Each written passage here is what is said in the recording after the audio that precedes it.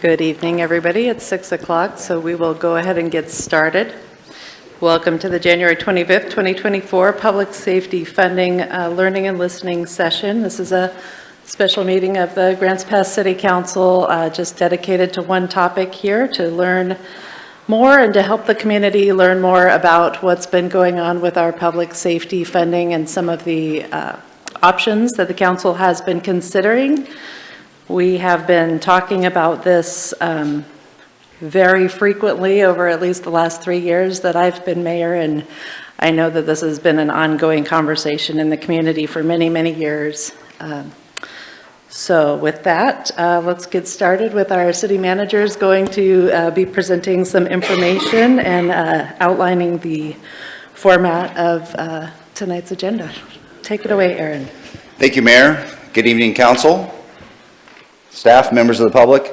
I first want to thank Council for taking a leadership role in wanting to have a learning and listening session so you can hear from your constituents and we can share information with regards to public safety funding. So my name is Aaron Kubik. I'm the city manager, and just to take care of a couple of first house cleaning things, housekeeping ideas, we have restrooms right behind here to the right if you need to use those. If you've got a cell phone, if you could please silence it or turn it off so it won't ring during the presentation, that'd be great. Also in the back of the room, there are some pink 3x5 cards. Those are cards for questions and answers that will happen later on in the presentation. And there's pins back there also.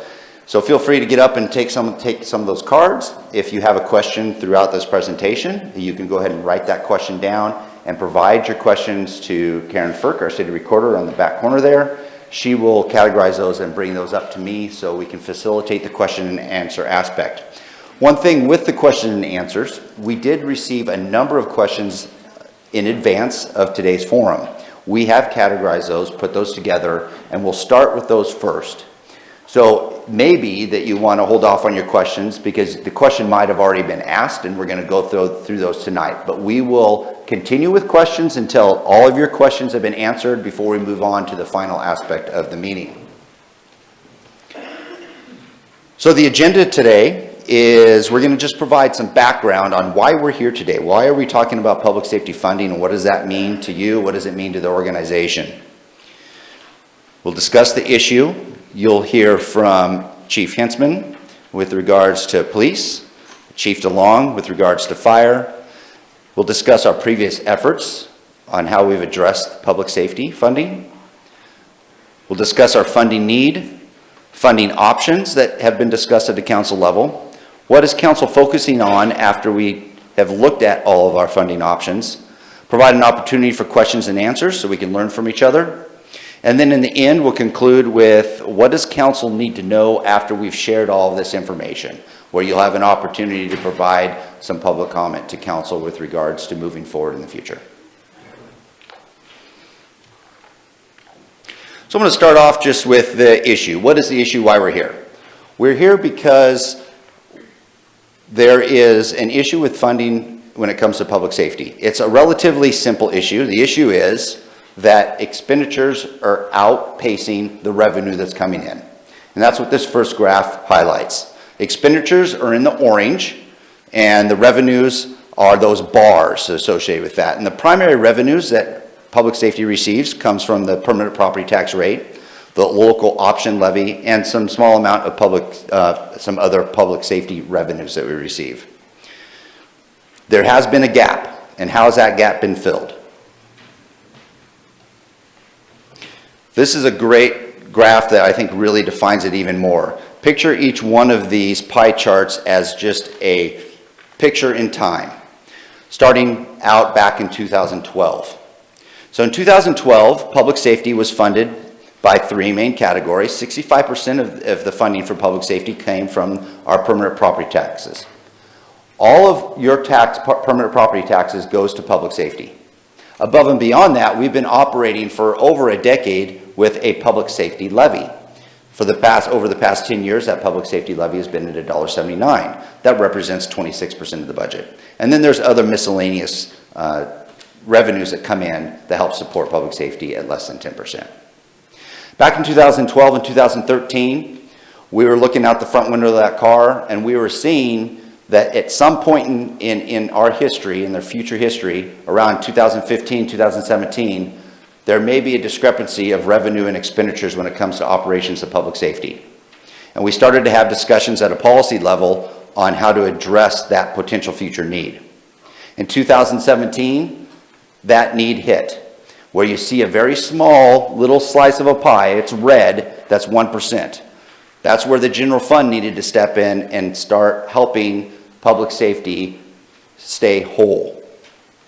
We recognized again that expenditures were outpacing revenues that we were receiving, and in 2021, that thin little slice of general fund got bigger and grew to 4%. In 2023, that slice of the pie is now up to 14%, and in 2024, it's grown to 17%. What is causing that general fund to need to continue to support that? There are three main reasons, but one of the things that's important to note is the general fund is at a place where it can't continue to support that large of a slice of pie. And so we'll talk about that in a little bit. There's three main things that really have caused the discrepancy between the revenue coming in and the expenditures. One is inflation that we've talked about, and all of us have experienced inflation in some form or fashion. Inflation in the last 2 years has been 8.03% and 4.73%. The issue with the inflation versus the revenue coming in is we're based on Oregon property taxes. That's where we get the majority of our revenues for public safety. Back in the mid-90s, Measure 5 and Measure 50 came in and limited property tax growth in the state of Oregon to 3% each year. So anytime there is an increase in inflation that's over 3%, it creates more necessity of general fund to help support that public safety department. And that's been happening throughout the years. The levy, we've had a levy that's helped support public safety at $1.79, and that's been the same $1.79 since 2010. So the current property tax system in the state of Oregon is one of the reasons that has created this gap. Inflation is another reason that's created this gap. And then the third is cost of services due to PERS and other items. PERS being the number one item that has created an issue when it comes to personnel costs that has far exceeded any type of revenue coming in.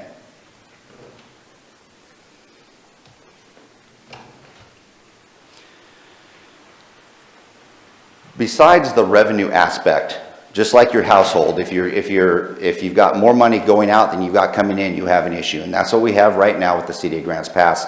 That's why City Council is trying to address this. And we're looking at all sorts of options. You'll hear more about the options when our finance director comes up and talks about what we've looked at.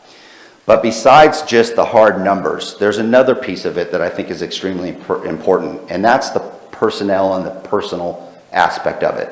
The organizational efficiency, the organization morale aspect of it.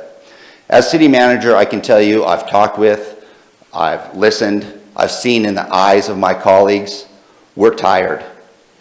We have operations that have been operating under the same FTE or with a reduced FTE over a 10-year period, and it's causing a lot of strain on our public safety departments, both police, fire, and also 911 dispatch. Our increased workload has created additional stress. We have mandatory callbacks where people are scheduled for vacation. They're on vacation, and because of our staffing levels, they have to stop their vacation and come back and work in order to maintain a certain level of service for our community. We've seen an increase in overtime. Mental and physical health of our colleagues is becoming a major concern for us. And then there's other things that are creating additional costs for us in the future, like Paid Leave Oregon, and recruitment and retention, and employee morale is extremely important.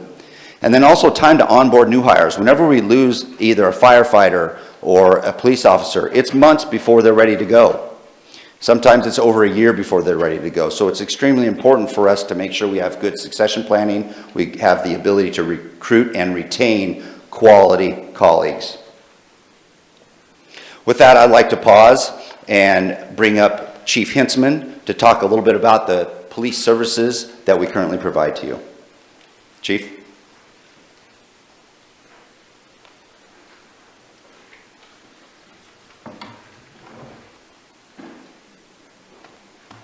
Good evening, Mayor and Council and colleagues and community. And it's a little different for me looking out this way tonight. But I wanted to start off, before I go into, I have a couple of slides to share with everybody tonight. I wanted to start off by saying how much we, the police department, feel your support. We know we're supported, we feel it, we see it, we live it every single day. And we couldn't do this without you, because this is one great big team, Grants Pass. And I will share with you that the men and women of this organization are passionate about what they do. They have a servant leader's heart, and they lead with courage. And courage looks different from hour to hour, day to day. And I ask a lot of the men and women of the Grants Pass Police Department. But today I'm going to go over just some of the things that you may not know that your police department has, things that we do, and the level of service that you receive every single day, 24/7. And before I go into this, I'll also share and just remind everybody, in my opinion as the police chief, and I've been here now for 5 years, I feel like we're on a bit of an island. The Grants Pass Police Department sincerely only have the Grants Pass Police Department to rely on one another, especially at 3 o'clock in the morning when we're the only law enforcement agency working in Josephine County. So our colleagues at the OSP aren't on, they're not available, and we all know what's going on with our Josephine County Sheriff's Office. But I'm hopeful and excited about some of the advancements and change that we're going to see on the county level, so we can be more collaborative and supportive 24/7. But our team willingly do this. They're happy to do this. And then I kind of will just share with you, it's right behind me, those resources that we have 24/7, 365 days a year. But a lot of it is being impacted, much like the city manager mentioned, and it has a lot to do with staffing concerns. And we have lots of different staffing concerns, and I'm going to give you just some information at the very end, just to kind of give you a bit of a picture so you can help paint that image in your mind as well. But we have obviously a patrol staff, we have a K-9 team, a traffic team, school resource officers, and school marshals. For an agency with currently 56 police officers assigned, we don't have 56 cops working right now, we just don't. It's amazing that we provide these services, and we will continue to do that because we're committed to this Grants Pass team, this community, we're committed. Our community response team, and I see some friendly faces in the crowd, you know what I'm talking about. Our CRT, community response team, it's a dedicated group of 3 police officers, and all they do is manage livability issues within our community, specifically in the parks. When I manage resources, and I had a delicate conversation today with my executive team, we're going to have to do some shuffling because we're in the process of hiring, losing, retaining staff for a lot of different reasons. So I have to manage those resources. And I know how important it is to you and everybody else in the community to maintain some sort of semblance within our parks, within our central business district, within our community. But this community response team are also backed up regularly by our patrol team. I see one of our sergeants in here tonight. He'll be working all night. And my guess, when it quietens down, they'll be in the park system, they'll be in the alleyways, they'll be trying their best to thwart crime before it happens. But our numbers are small right now, we're thin, and we absolutely cannot be everywhere.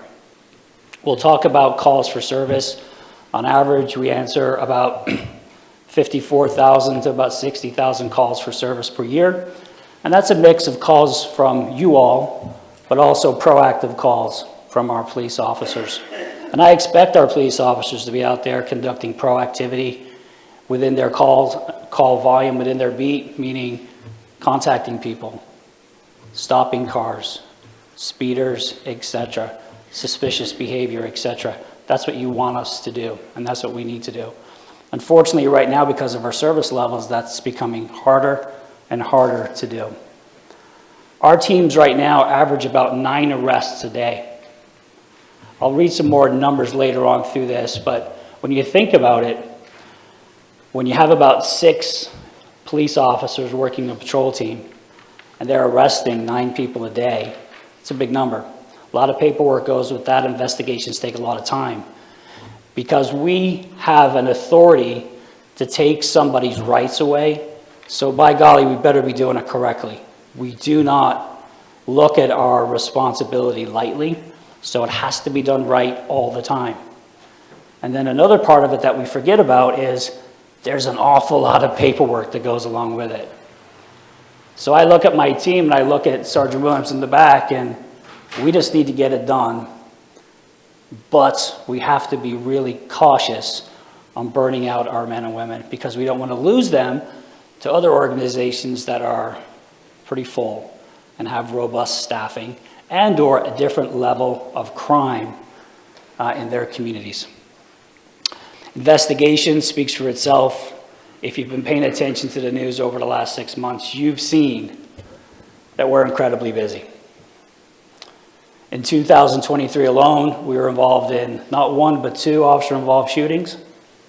It's my 5th officer-involved shooting since I've been here, and I've only been here since 2019. Frightening numbers. I'll throw out some numbers at the end, and then I'm sure when dialogue happens later on, we'll discuss it some more. Overall, call volume has actually gone down. Crime, should I say, has gone down. We actually lost our crime analyst due to some budget cuts. So when I pulled some numbers, I have to rely upon myself to pull some of these numbers. So when I pulled numbers and noticed that there's a decrease in crime type in our community, I had to look a little bit deeper and compare and contrast certain crimes and then ask myself, is it because we're not going? Is it because we're not proactively patrolling? For example, I looked at DUI, drunk driving. Our drunk driving numbers are lower than they were last year. And I know that if we had more staff, they would be much higher. That's just one example. Homicide rates are higher. Simple assaults are higher. Disorderly conducts are higher. And I can share all these numbers with you all later. But there's also good news. Some crimes have gone down. And I have to double check this one, and I don't mean to minimize this, but I noticed shoplifting has gone down, and I was quite surprised. So I'm going to have to double check that. I think I noticed a chuckle. But we do get a lot of shoplifting, a lot. And there's other thefts that have gone down, and there's other thefts that have gone up. So I would dig into this continuously. But also, too, we have a robust drug mission in this community. For any of you all that possibly know me and my thoughts on enforcement, but also support to people that are suffering from a substance use disorder, you know it goes both ways. It's firm and it's fair. We're going to hold you accountable, but we're also going to get you into treatment if we can. And there were some questions that I noticed throughout the period of time that you all were given an opportunity to ask questions. There was conversation about services and why don't we. And here at the Grants Pass Police Department, we've relied upon our partners and our services for years because we don't know any different, because we're on that island and we only have each other to support. We have partnerships with Adapt Integrated Health, who we dispatch recovery mentors to overdoses. We had almost 200 overdoses in 2023. So we utilize those partnerships. We have mobile response teams with options. We have an options case manager built into the police department so we can provide follow-up, wraparound services to people that need them. Because I'm very proud of my team. We cannot be everywhere, and we certainly cannot be managing social service related calls. So we work really hard with our partners that have the training and the experience, the expertise, and we pass those calls off. We have a professional standards and accreditation team because we have to be the best we possibly can be. If a complaint comes in, it's heard. If a complaint rises to a certain level, it's investigated. We don't brush anything under the rug, anything under the carpet. We hold ourselves accountable. We have a SWAT team, a negotiations team, property evidence, our community service officers, cadets, parking enforcement. We are the 911 public safety answering point for Josephine County.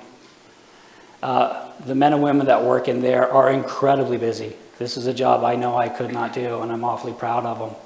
And they work around the clock to answer your call for service. That when you need us, they pick up the phone, take care of business, and get us rolling.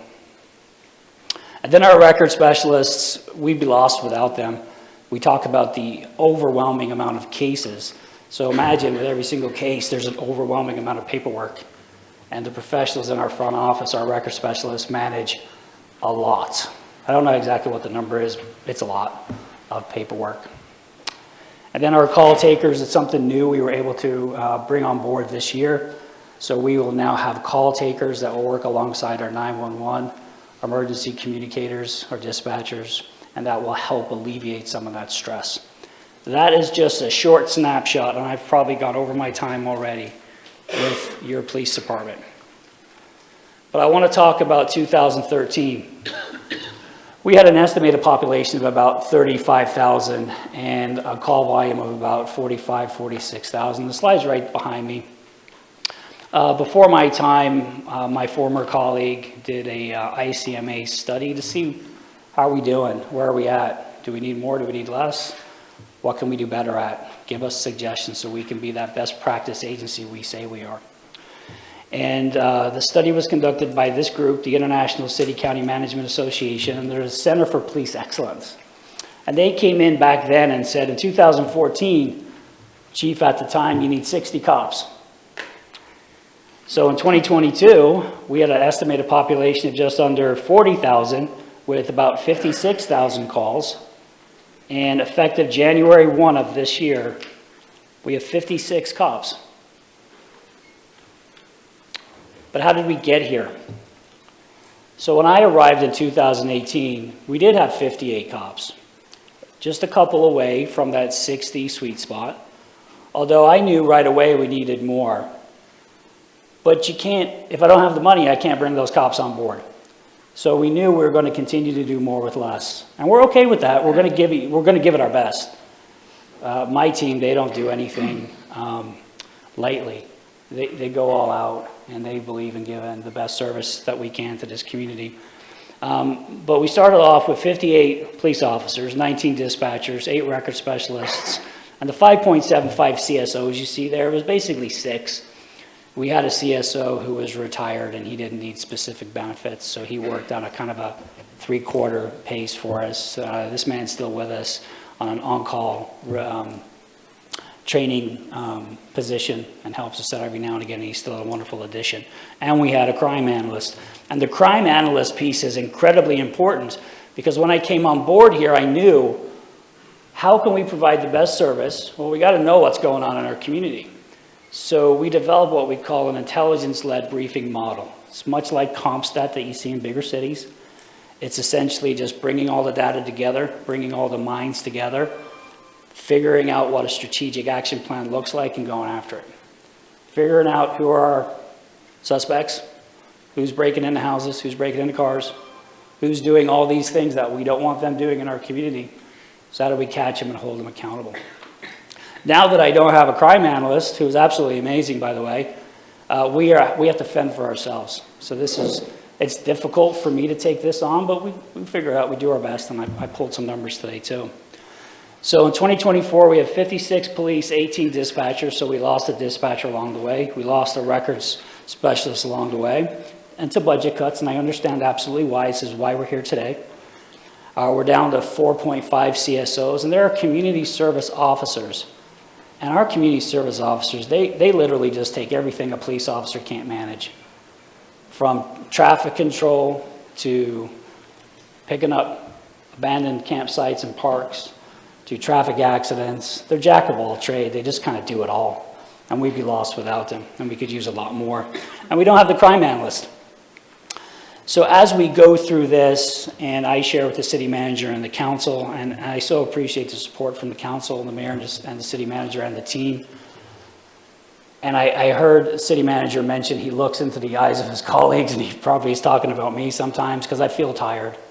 And I feel like I'm wearing the weight of the organization, because I know the men and women out there are wrecked, because we ask them to come back to work when they've already worked 4 straight 12s.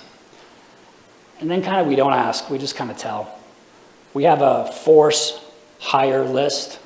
It's a recall roster, essentially, that says when we don't have our minimum staffing, we ring you and we ask you to come to work. The folks know that it's an expectation, and we work with them when they can't make it.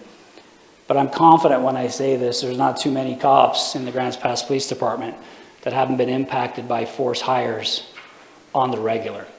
And I'm tiring them out big time.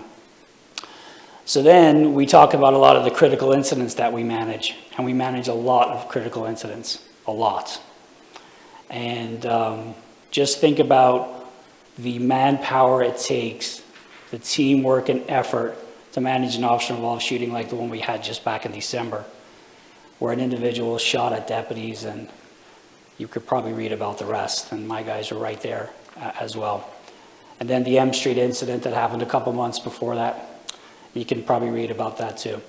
That's just a couple of incidents. We go to so many folks in crisis. I really worry about our team. And we have lost people to protected leave regularly. So I'm going to close out with this number, and I'm sure there will be questions along the way, and I'm happy to answer them.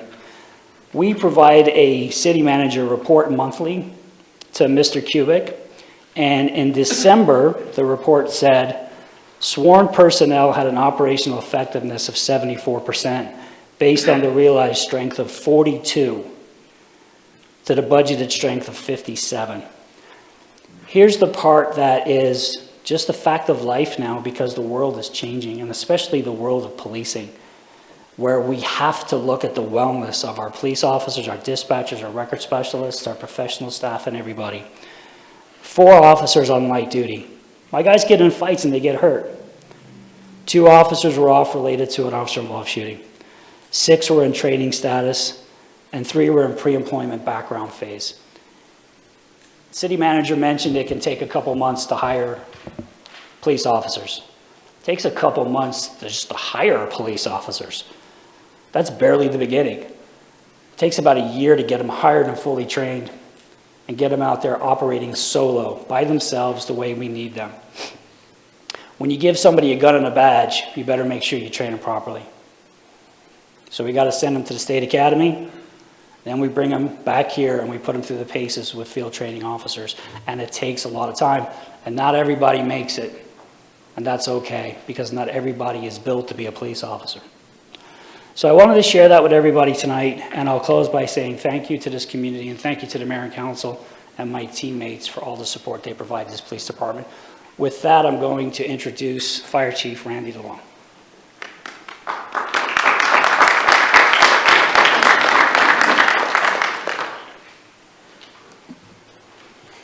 Thank you, Chief Hensman. Good evening, Mayor, Council, colleagues, and members of the community.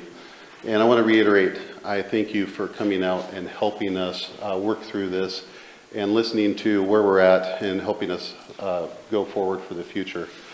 Next week on February 1st, I will have been here with the City of Grants Pass for 27 years in fire rescue. So I've spent some time, I've seen us grown over the years, and I can tell you and feel that I've always felt supported by our community and by the citizens of Grants Pass, and for that I thank you.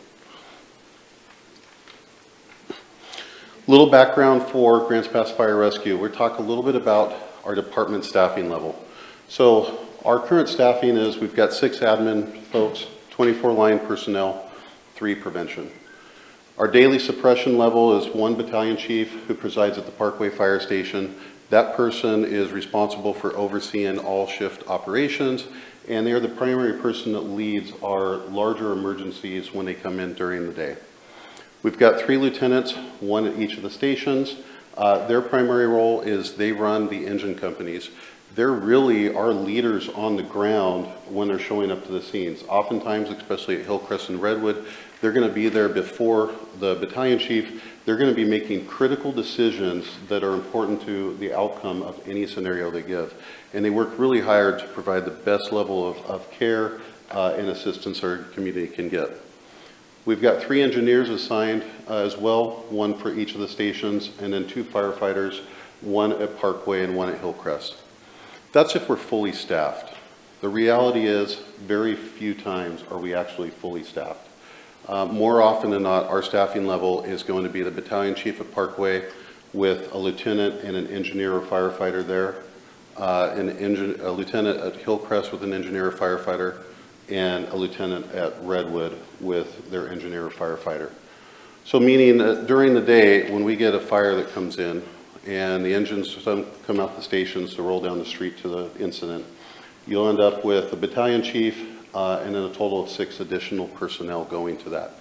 That's not a lot of folks, and I'm going to go into a little bit on why we're at where we're at, or where we need to go. So NFPA 1710 is basically the guideline for fire rescue on what we need for staffing levels and what we should do. It's our industry standard. It's what they look at to hold us accountable for. In recent years, we've had a lot of information come out from studies from the Fire Institute research, the Underwriters Laboratory, and some others really helping us learn what we've been doing. In the last 10 or 15 years, there's been more science put into the fire service than probably the 100 years before that.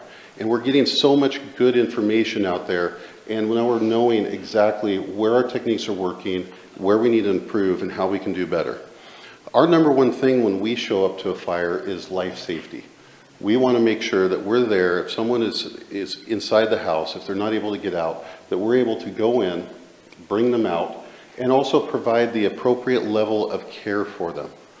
If we've got one person inside of a fire, we're able to do that with what we have in our mutual aid partners, although it's very difficult, and a lot of the firefighting operation is not going to happen. Beyond that, it's going to be really difficult for us to do more than one person inside. 2, 3, 4, we just don't have the staffing for that kind of operation. NFPA 1710, and what I'm going to go through here, this is not focused on a motel with hundreds of people. It's not focused on a large commercial building. This is the standard they set for a 2,000 square foot residential house. So you can see on there, very first one we've got is incident commander. That's the person that's going to show up on scene, take charge of the command. They're going to be coordinating not only the resources coming in, they're going to be asking for additional resources. In our case, they're oftentimes also still the duty officer for the city. They're doing callbacks. They're actually having to monitor other incidents as well in case they're going on, assign resources to those until that someone can come back and relieve that person. We have the apparatus operator, the engineer, the person that actually drives to and pumps and operates the apparatus. They're critical in making sure that we get water to the crews going inside, but also they're helping set up tools and pre-deploying equipment up to the front door so that the crews are ready and they can do the best job that they can. Next, we're going to go into fire control, and I'm going to talk about fire control, ventilation, and search and rescue. This is really an area where those studies have come out and really identified where things work together. So fire control is when we send the attack line inside the house and they go in to put out the fire. Now they can go in and do that, and they can add water to the fire, and they're going to make a better environment on the inside because they're going to cause it to cool down a little bit, but they're also going to cause a lot of steam. That steam is going to push the hot gases throughout the house, and it's going to make the environment much more difficult actually for not only the firefighters inside, some of the occupants, but also for the search and rescue crew. So the fire control team really is also going to be really working with ventilation. Ventilation, what we want to do is get above the fire. We want to open up the roof. We want to get the hole, and so that when the fire control hits the water on the fire, the steam goes up and out, and all those gases actually go outside and up and out of the roof. That also causes the negative pressure inside the house, which then brings fresh air inside the front doors. All of that allows for a much cooler environment for the firefighters on the inside, but also for the victim. If there's a victim on the inside, you just made a much more survivable atmosphere for someone to be able to live in. You also just made this job for search and rescue tremendously easier. you're going to give them much better visibility, and you give them a better opportunity of someone that they can actually bring out and hopefully have a survivable outcome. We have the assist the fire control or backup. Those are ones that the backup teams on the outside, sometimes we need additional lines on the inside. Sometimes things go wrong in that very initial get-go. And firefighters, when they typically go inside, if something goes wrong and they fall through a basement, they get trapped, they have air issues, usually happens within that first 5 to 10 minutes. And that's what that backup team is there ready to go. Not only to provide immediate rescue to them, but also then to help them once they get the fire knocked down, they can go in and help them, or if the fire is extending, they can help provide additional lines. The assisted fire control, our lines on the outside, we need people that can help us move, bring tools, bring equipment. Just going inside, there's so many 90-degree bends and everything around in people's houses. You can't just go take a hose down and make it nice and easy. You need to have that assistance out there ready to go. And last on there, you've got the RIT team. RIT teams are something that, you know, in our world, we hope we never use, but they're there for us. It's a 4-person crew that if by chance a firefighter does go into the basement or there is a collapse, that we can immediately go inside to find the firefighters, get them out.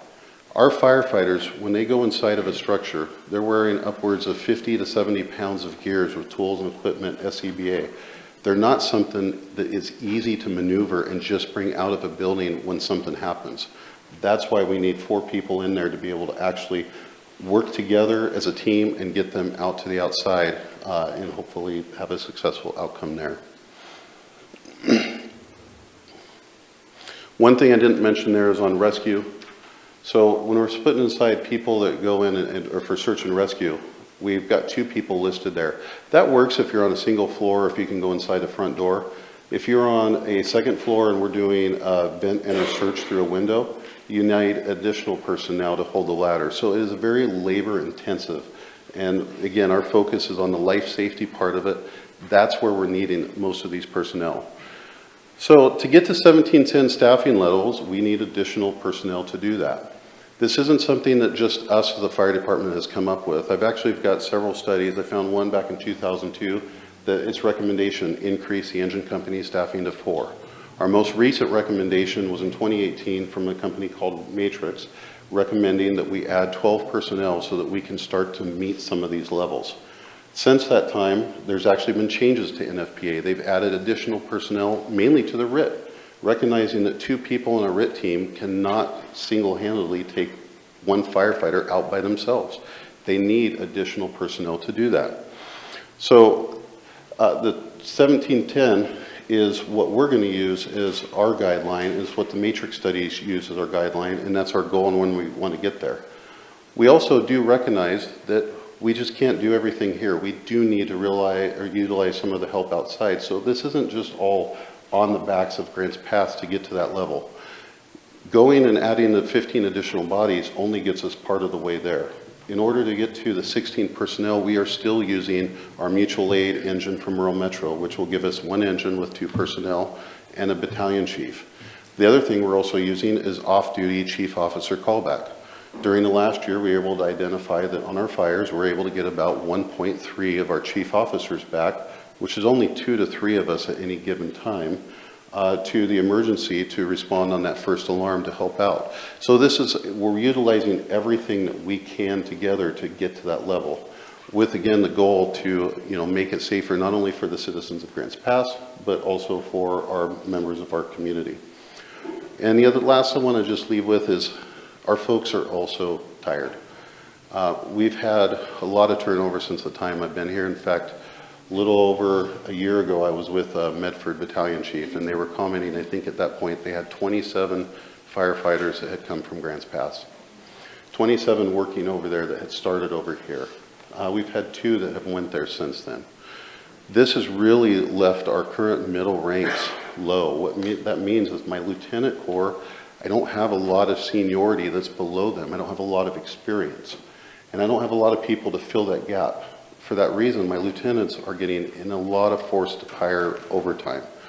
And again, when I talked earlier, these are the folks that are making our critical decisions when they're showing up on scene, the ones I rely on the most when I'm at home to go out and do a good job and make smart, good decisions. They're tired. They're worn out and they're needing help. And I'm hoping as we move forward, we're going to be able to do something to help them out. So with that, here on the approach, we're looking at a phased approach to staffing at Parkway with increasing that staffing level first, and then hopefully through the years with additional support, be able to increase Hillcrest and Redwood up to those levels as well. So with that, thank you, and again, thank you for your time coming in and supporting us tonight and helping being part of this process.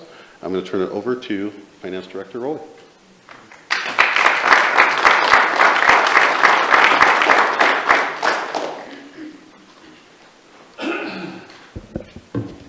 Good evening, Mayor and Council and the community members. I'd like to take this opportunity to thank you all for coming. It is really appreciative for you guys to come here and hopefully you take something home with you, and as well as educate some of your other community members. So part of the history here, this isn't for a lack of trying on the council's part. So back in 2008, we tried increasing the levy by 10 cents and that failed. 2015, they tried a sales tax at 2%. In 2019, they tried to introduce a fire service district, which kind of works like an option levy, but it's at a permanent rate. In 2020, they also tried to increase the public safety levy by another 10 cents, and that failed. In 2021, we had about a $2 million budget reduction. In 2022, we supported the county's 3% seasonal sales tax. And in 2023, we made about a $1.9 million budget reduction. So based on our financial estimates, this next year, because our previous 2023 budget reductions some of them were temporary in nature because we did have some retirements and we're going to let those be vacant until the end of the year to hopefully give us some time for potential funding options. We estimate that the next year's budget is going to be about $3.3 million short. Based on the two gentlemen that came up here previously, they are asking for approximately 8 FTEs in conjunction with their services, which is another $1.5 million. So the gap potentially asking for currently right now is about $4.8 million in the general fund. Council has considered multiple funding options. There's been a payroll tax, a service district, the food and beverage tax, sales tax, utility fee, local option levy, and reduced services. And I do want to make a comment at this point too. The handout that you have today, a lot of this information is on the website, and it is that very first link at the top of the first page. So for a payroll tax, it is not voter required. The pros are employers, employees of local industry can pay for the services. The city of Eugene actually implemented a payroll tax for their local jurisdiction in 2021. And the resources can increase with increase in wages. The cons of that, they are subject to volatility and economic factors. And potentially you could deter businesses to other local jurisdictions. Currently, right now, the city of Grants Pass does not have staffing or system or collection and enforcement to take on a payroll tax. With a service district, consider it like a new permanent levy and or a new formation of a district. It is voter required. That was tried in 2019. The pros is it does establish a permanent property tax base moving forward. However, it does need to have voter support, and it is limited by the property tax growth that Mr. Kubik pointed out earlier as a 3% by Measure 5 and 50. A food and beverage tax is not voter required. Your consumers pay for the services, which does include outsiders. There are 3 current Oregon cities that we can leverage their tax code from.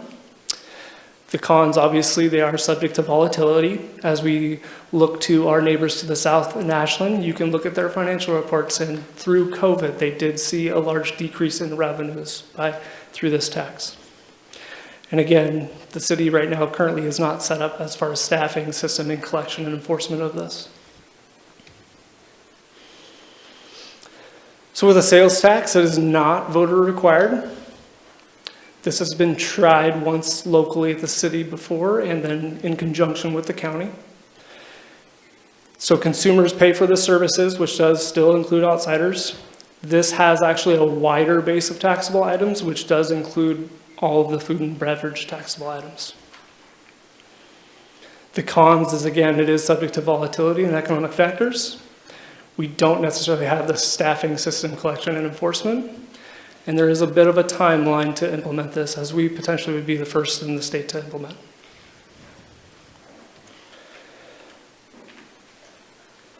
A utility fee is not voter required. In 2014, actually, council did enact a transportation model utilized for the jail services utility fee to pay for the county jail system. So the pros is this is passed to those who already have city services and the logical assumption that they are using public safety. And we can include those who are property tax exempt, like nonprofits. And we already currently have similar staffing and resources in place to do that billing. The cons is it is another fee on the utility bill, and potentially we would increase the delinquencies and put that pressure on our ratepayers. With a local option levy, it is voter required. As you can see, there's kind of a history of where our local or our levy rate has been since the year 2000. And we just renewed for another 5 years at $1.79. And you can see the 2 times that the city tried increasing that, and it was voted down.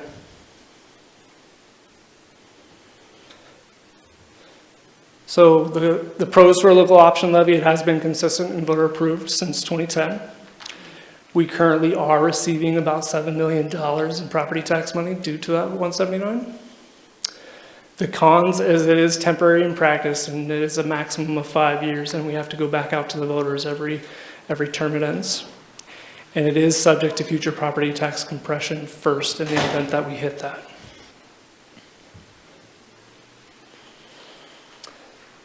Another option that has been considered is a reduction in services, and we've had 2 of those recently. That is not voter required.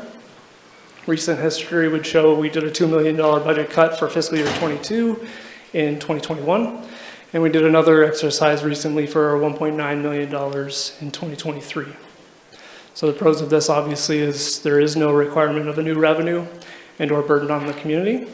The cons is we're potentially looking at reduced police, fire, parks, and admin staffing levels and the services in which we provide.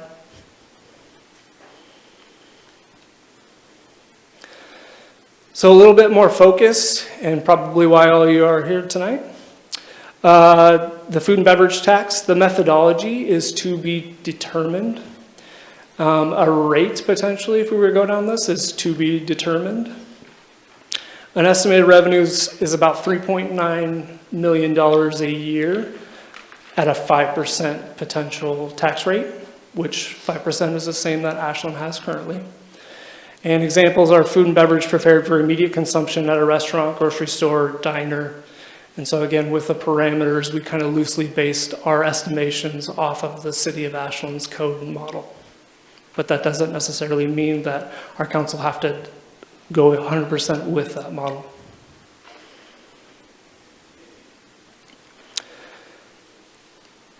Another item is a sales tax. That methodology is to be determined. Some of the estimated rates we've been talking about is about 1.5%.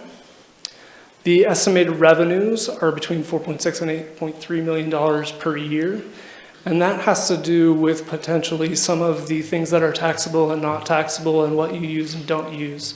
Some of those examples are going to be on page 2 of your handout tonight that show you the differences and nuances that could be decided.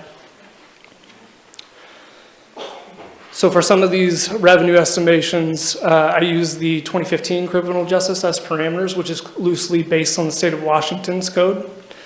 With a cap, obviously that decreases the amount of revenue that we would collect because there would be a maximum on, or maximum tax on the total purchase. And so with a $1,000 cap, we're looking at potentially about $4.6 million annually. And then without a cap, about 6.8.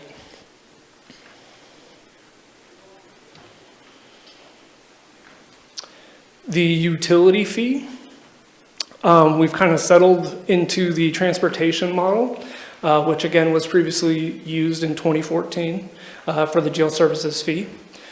The calls for safety that you hear these gentlemen talking about, we are about at a 50-50 residential to commercial call volume. And so our transportation model has about a 61% geared towards residential, which is closer than the water meter size that we considered, which is about 85% of residential would be charged. And then the per account, which would be about 91% residential. The rate in which was talked about with $12 a single family residential structure. And then there's other rates as well. The estimated on that $12 single family residential structure is about $3.3 million per year. That is on page 3.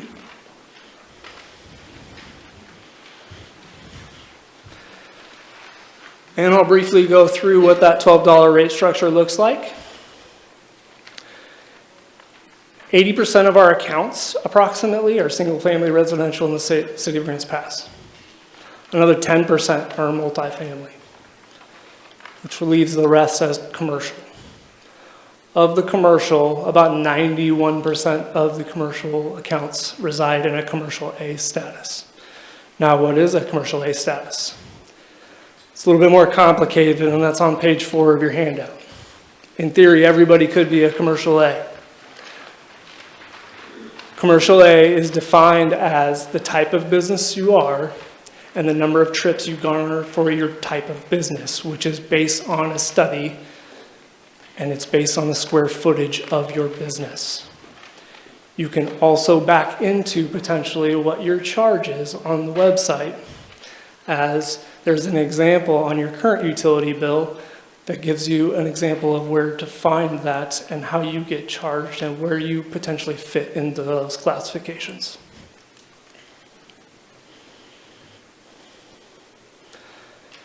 And now here comes the fun and interesting part, and I'll probably go way too fast for everybody, but I'll try and do my best to slow down. So this will be pages 5 and 6 of your handout tonight. So on the left of each of these, and I'm going to go through this slowly again, so don't feel like I'm going to rush through this all right now. On the left side, you're going to get a tax rate and the approximate tax revenues for that tax rate. So I have a sales tax and a food and beverage that differentiate between the two and the rates in which those revenues may bring in.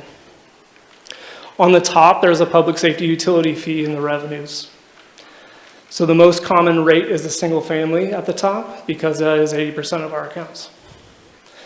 And then associated right underneath that are those net general fund revenues.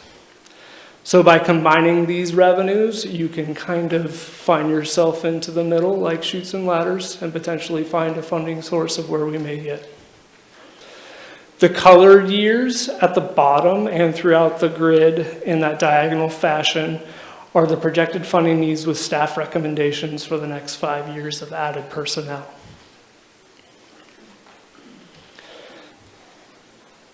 So I'm going to go over this a couple more times just so everybody can follow me. So let me get out my laser pointer here.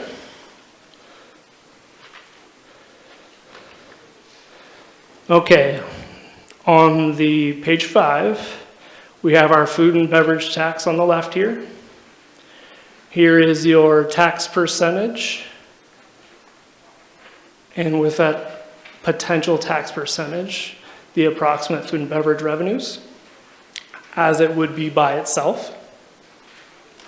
And then on the top, you have your transportation public safety utility fee methodology with your single family residential rate, the potential revenues in which that rate would garner. And by meeting in the middle, you can find a combination of two potentially to come up with the funding gap. And then these diagonal colors, and I apologize for the size on the screen, but there's numbers there, and the colors represent those out years of projected need in public safety funding staffing. And if that wasn't boring enough, I could do it one more time. So this is the same thing, just a different numeric revenue model. So on the left, we have sales tax revenues. You have your tax percentage, the potential approximate revenues for that sales tax.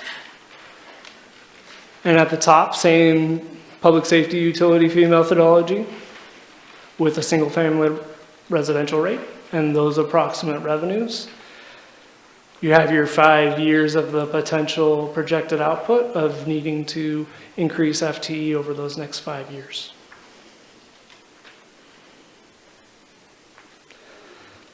And with that, I will turn it back to our city manager, Aaron Kubik, for some questions and answers.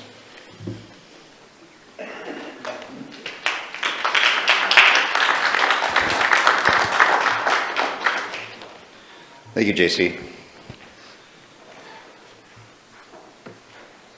All right, we're going to move into our questions and answer session. We'll start with the questions that were submitted in advance of today's learning and listening session. And if you have questions you'd like to also add that are not covered in this, then feel free to grab a 3x5 card and write out your question and provide it to our city recorder in the back corner there. And she will bring those up as we work through this. And Mayor Council, you do have on the dais a handout that states public safety funding learning and listening session with the date. That might be helpful for you to work through and follow along with also.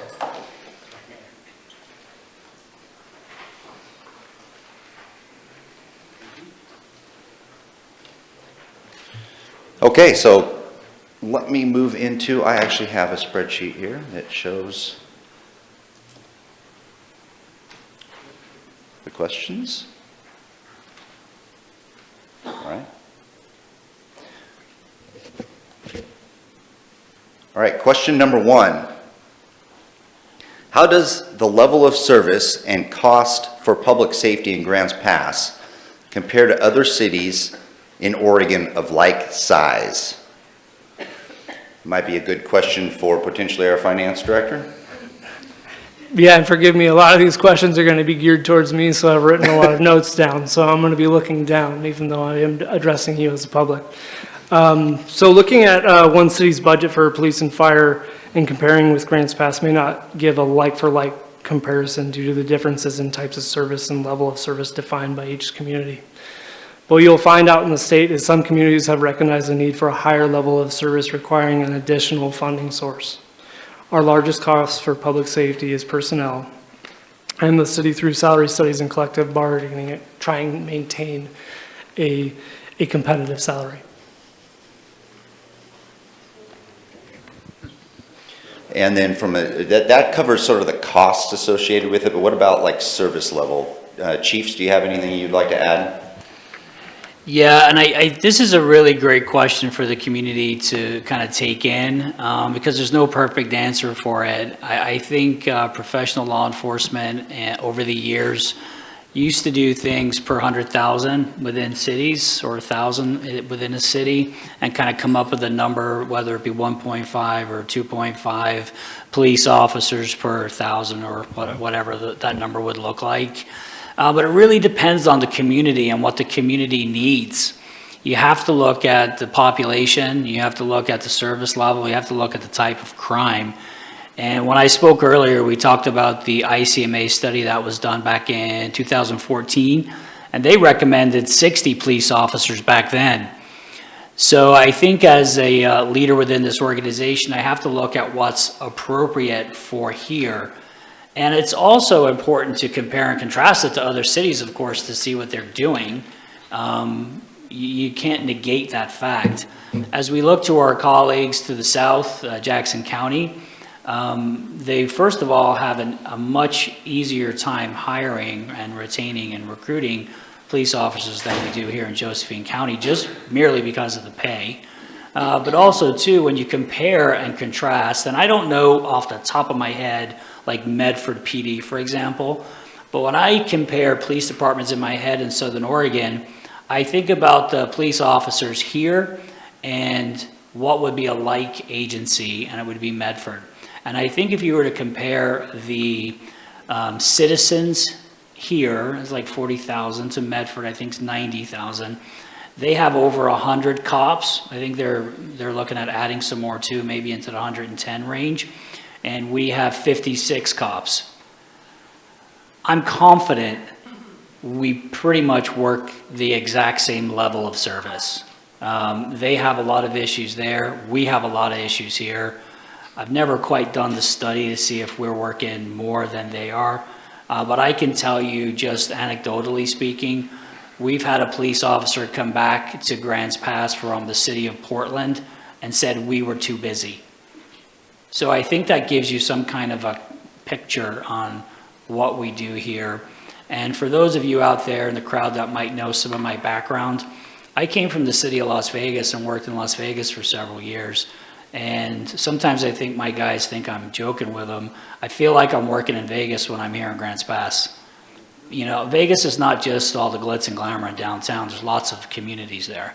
And this feels like a substation in the city of Las Vegas. So hopefully that answered that question, but also to we go back to the study and then go back to also the amount of calls. The call volume has increased exponentially over the years. So we have to look at that and how do we actually put forth the right number of people to serve this community. Right now, we do not have enough police officers to serve this community adequately. And I think we see that based upon the crime, the call volume, and just the additional needs. But you also have to take into consideration some of the policy decisions that are made that are out of my control. I have unfunded mandates quite often. There's a short session happening soon, so we're not sure what's going to happen with ballot measure 110. House Bill 3115 has also impacted communities, and that talks about time, place, and manner restrictions for people resting or sleeping in public. So we have a lot of things that we have to negotiate and navigate, and sometimes we're not equipped for this, so we have to figure the whole thing out. But that gives you some kind of a picture of how we anticipate staffing and how we figure things out from year to year.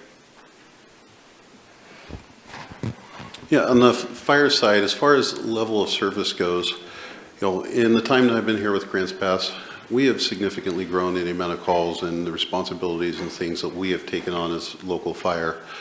One thing that's really tough to compare level of service is many of the agencies that we actually look at for size also have the ambulance service. So in addition to fire role, they have the ambulance that they're running 911 calls and doing transports to the hospitals as well.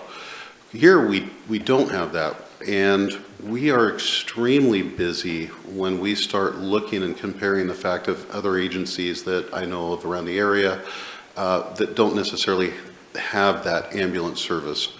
We have a tiered response. We don't go on every medical call that's out there.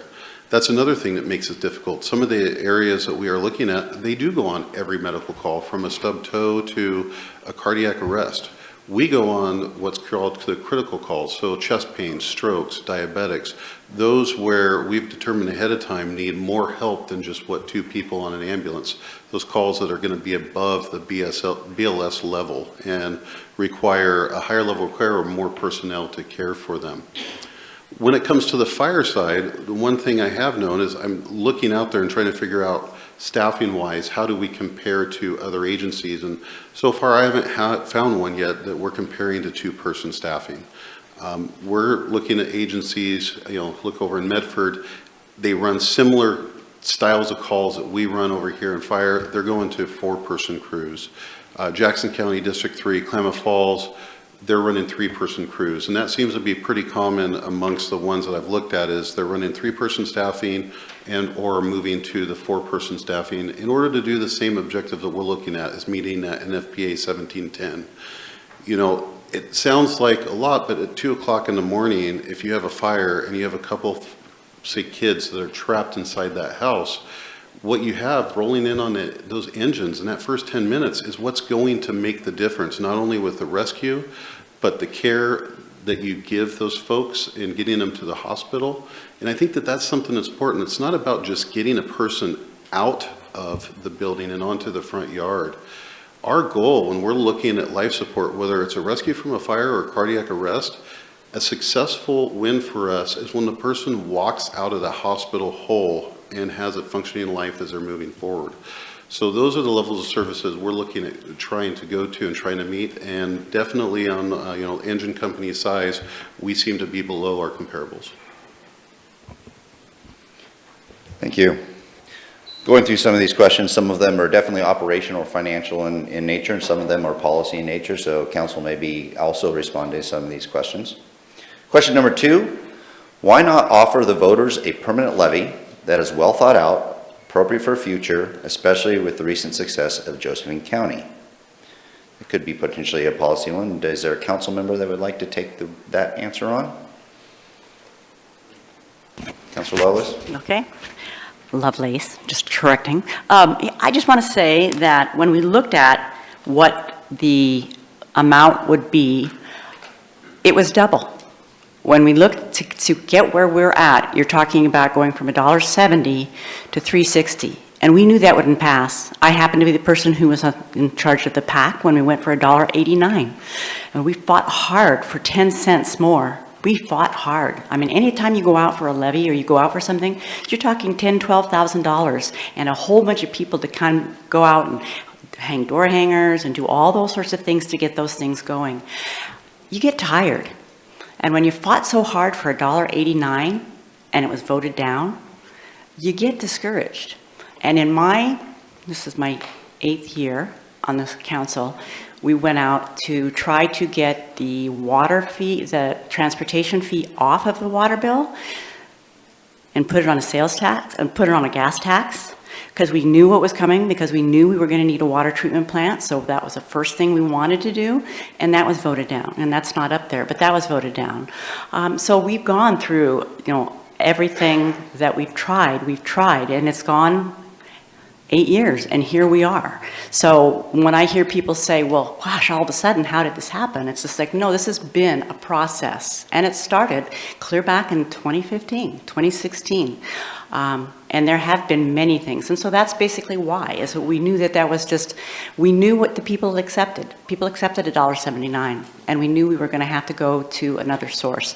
Another problem with the levy is the last 2 times it ran every 3 years, which means after the first year, you automatically had to start planning for the next years, or 2 years later, levy to come up. And what that did is it's very it created a lot of instability for our police and fire.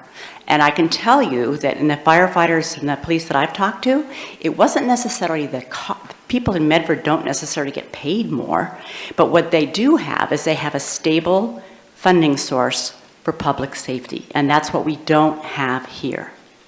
So that's what needs to happen, is we need to build stability into our fire and police funding. And then we will be able to recruit, we will be able to retain, and we will let those people live in the community that they work in. So that, to me, was what we really needed to do, because just patchworking a levy over and over and over again wasn't working. And I'm just going to go step back a few minutes before that, because clear back, which was 27 years ago, when the levy was, when the permanent tax was established, this is something that often people who've moved to the community don't realize, that back in 1996, we were bringing in $12 million from forestry and from our forests. And that was just, the county government didn't even need any funding. That's why they were given 58 cents per thousand as a permanent rate. We were given $4.13, which is great at the time, but you can see what happened by 2012. That just didn't happen. And we know what happened to the forestry industry. We're now, what, 2 million, 3 million, maybe max, do we bring in? And that money just went away. So that's a battle that we fight that the rest of the state does not fight. And I think that's something that we also need to realize, that our average, first couple of facts through this 8 years I've learned is, number one, less than 9% of the people in Josephine County are paying the full tax rate. Less than 9%. And part of that, 74% of the land is owned by the federal government, right? And then we also have forestry exemptions, we have agriculture exemptions, we have veterans exemptions. We have a lot of exemptions and a lot of people that aren't paying the full property tax. So to put an extra $3.60 on the property tax of people puts that burden on one group of people, and that's less than 9% of the people who live in Josephine County. And that didn't seem fair either. So if you compare what we pay in taxes to the rest of the state, we, on the average in Josephine County, paid $9.56 or something. The average in the state of Oregon is $17 and I think it's 26 cents. But that's the average of the people in the state of Oregon paying property tax. We don't pay very much compared to the rest of the state. And I know people don't like taxes, but the reality of it is, number one, they have a lot more property that is taxed, and they get a higher rate. And so they're not stuck with some of the problems that we are, and that is what makes it so unfair for us to try to compete against those other people to keep fire and police. So that's my statement for the day, but that goes back to the property tax. The property tax is a limited tax. It taxes the same people over and over and over, and we have to spread the burden out, and that's kind of where we are. So, and thank you, Councilor Lovelace. And also, with regards to levies, they are temporary in nature, and the question was trying to get to a permanent, and the city basically tried to do that a few years ago, as JC mentioned, with a fire district, which does create a permanent property tax, where levies are temporary in nature. So levies could not be a permanent solution when it comes to stabilized funding. Question number 3. Property values have certainly increased since 2018, when nearly 80% of voters first approved the first temporary levy. What has been the increase in terms of positions and capital expenditures for the police and fire departments that exceeded these funds for the base levy of $1.79 per thousand and the temporary levy? Well, that one's a big question. JC, maybe you want to take that one on? Sure. So, yes, property taxes have increased since 2018. However, measures 5, 47, and 50 limit that tax increase.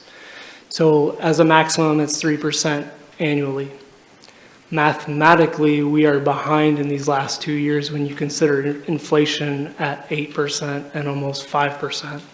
So your costs truly are rising faster than your revenues. We also have some other costs like in personnel that I'm sure you all have experienced as well, such as medical costs have gone up in the last 5 years as well. We have seen some volatility in the public safety staffing.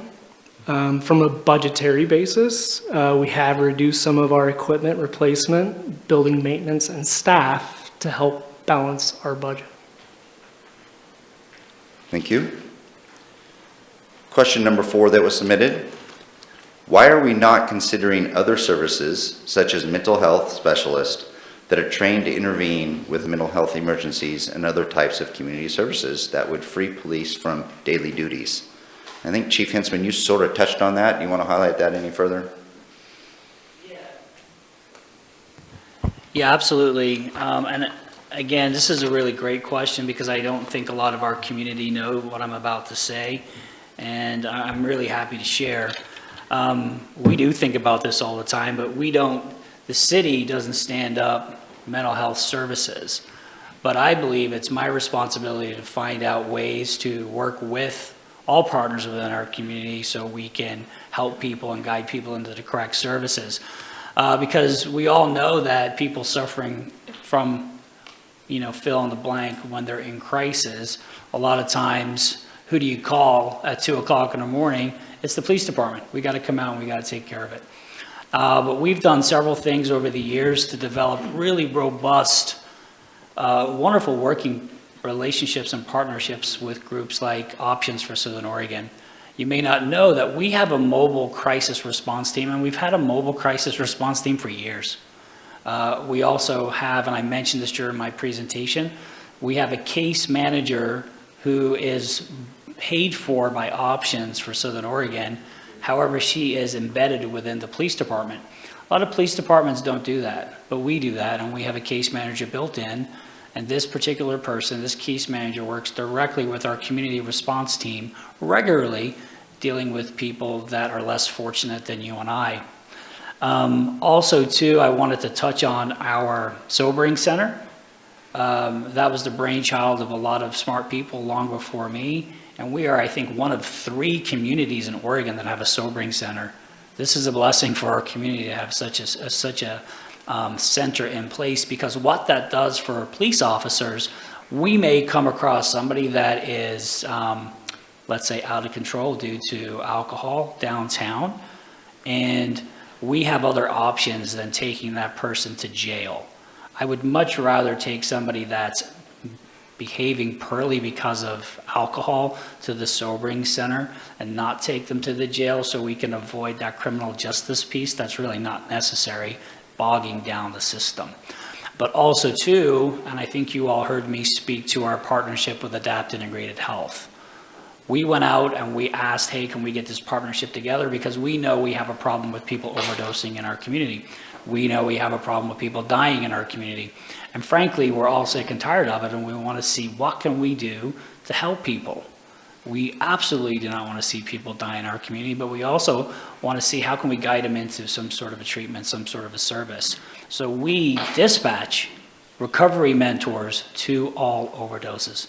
In fact, I just met with one of the senior leaders from ADAPT the other day for our check-in, and that's something that your police department's been doing on the regular for years.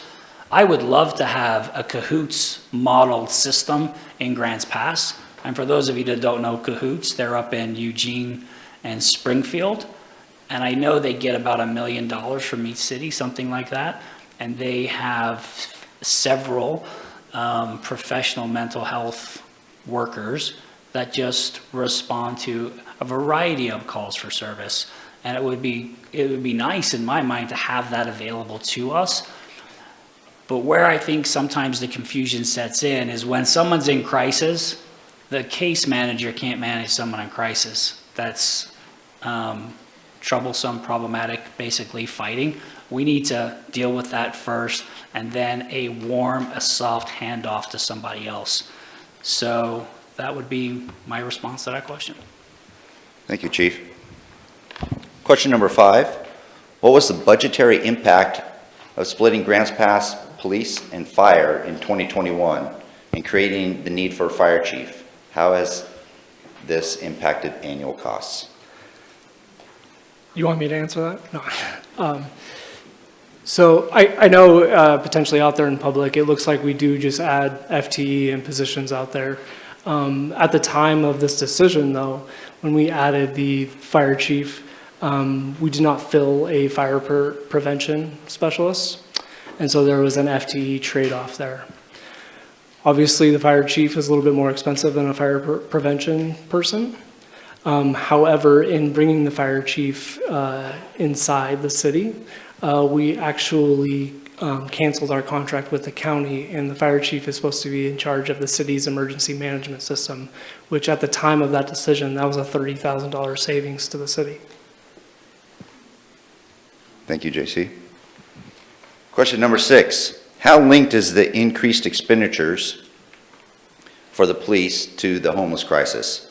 Why are we not looking at permanent funding to address the need for safe temporary housing that will meet court-ordered requirements? So there is a couple of statements in there that may need to be looked at or defined a little more, and maybe we could start with our city attorney, Augustus. Evening, everybody.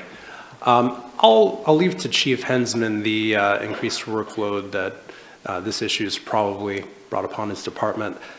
But in terms of the city being required to provide a space or shelter for homeless individuals in the city, that is actually not required by any court order. The case that we were dealing with specifically deals with very narrow issues involving the Eighth Amendment. And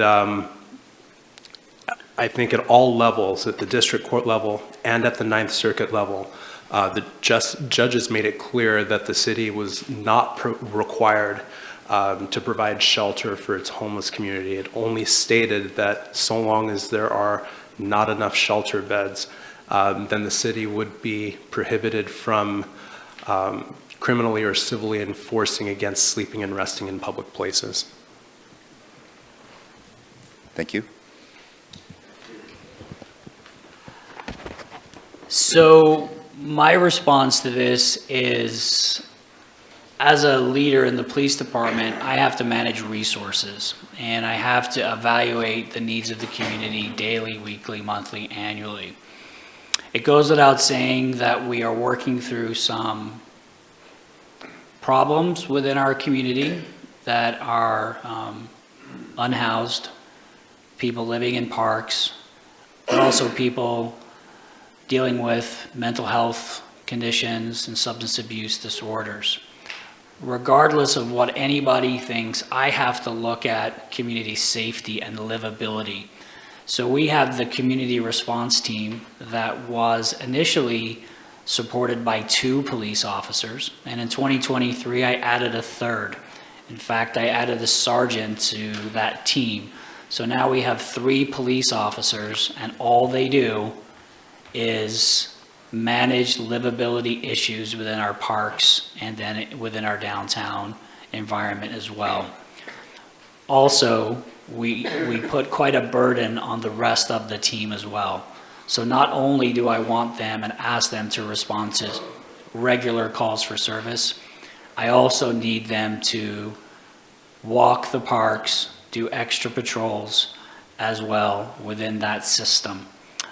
Because we do have a lot of crime that happens within the park system, and we do have people that are unhoused that are victimized, and we have people that are unhoused that are suspects.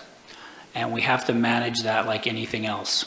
And we essentially have to have our blinders on and treat everybody the exact same. And I mentioned before, we try our best to treat everybody with, and I mentioned this earlier at a meeting, but it's important to me and it's important to the team that we treat everybody with respect and dignity, no matter what.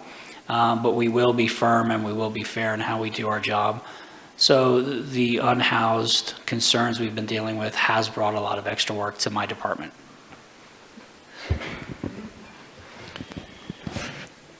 Thank you, Chief. Question number 7, prior to adding more taxes and costs for individuals and businesses, can we look at some red light cameras for the city of Grants Pass?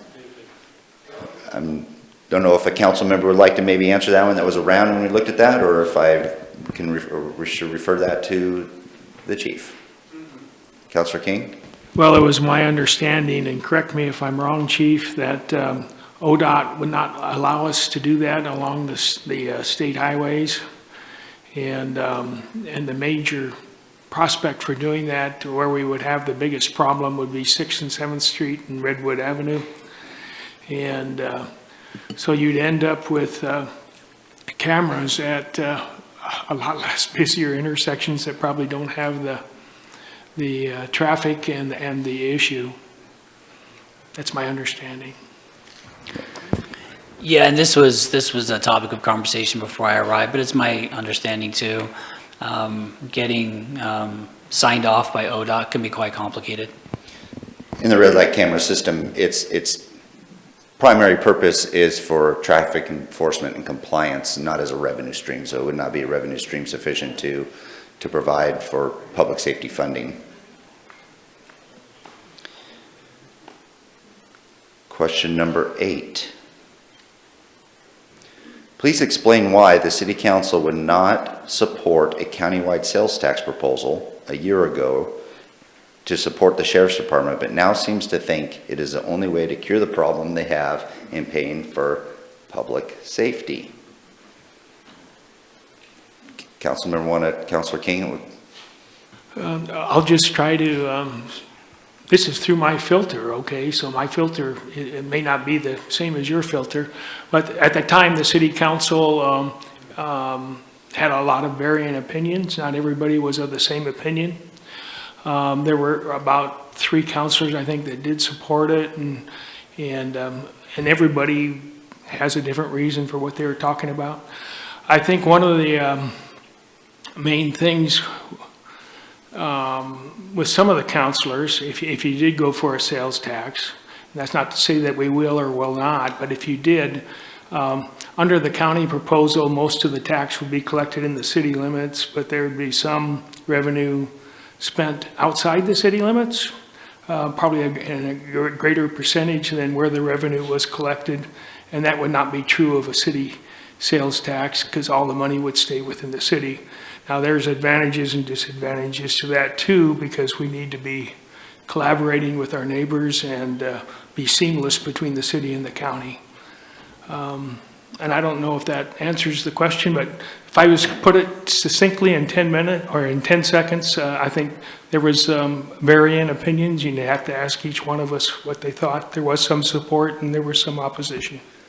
I think ultimately, council took action to support the sales tax because they did provide an opportunity for your constituents to vote. So council was supportive of that initiative in that perspective.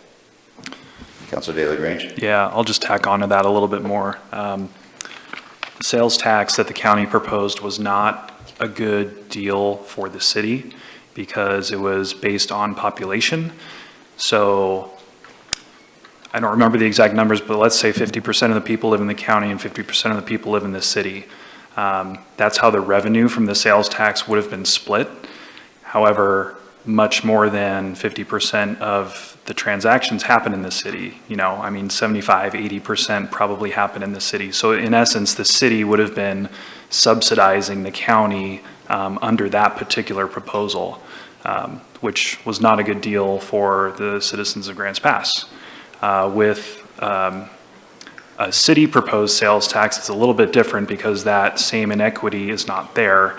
And the sales tax, as far as the options we've been talking about, is the one that spreads the funding burden across the largest number of people. So I think that's the reason that it's still on the table at this point. Thank you, Councilor. Question number 9, has the city considered the upfront and ongoing expenses such as this one, and I think this one is meaning a sales tax of some form or fashion, that every business would incur just to comply? Councilor Fazer? I think the important thing is that we are making consideration for this. And I think making consideration and doing the work now to find out what those expenses are versus what kind of service can public safety provide in this community is the important step, right? The information and the consideration that council is doing right now is in essence this question. So when push comes to shove and we need to find the revenue, right? Then it comes to, is the council willing to implement a tax on the people, or is it going to go to the ballot for a tax on the people? I think that's the really important question that everybody needs to ask this council, right? So what we're doing is we're trying to understand, right, the implications of garnering new revenue sources for public safety in this community. Thank you, Councilor. Councilor Pell? Thanks, TJ. I'd just like to add to that also that, you know, there are going to be some implementation startup costs, some percentage of a tax, whether it would be a food and beverage or a restaurant tax, food and beverage or a general sales tax, would be retained by the business owners, you know, for their time and effort. But I'd like to point out, and I've been doing a lot of talking to a lot of business people lately, a lot of business owners lately, and I can cite as one small example, my own business. My point of sale system is 30 years old, okay? For me to calculate sales tax and accurately is essentially about a 15-second operation to essentially click some boxes that say, now we have a tax, or these items on these departments are taxable, these items are not. So anyone that has a point of sale system that wasn't built exclusively for Oregon, because there's sales tax in virtually, you know, in many, many other states, they have a point of sale system that is essentially ready, is plug and play ready to do those calculations. There are some businesses that don't have cash registers.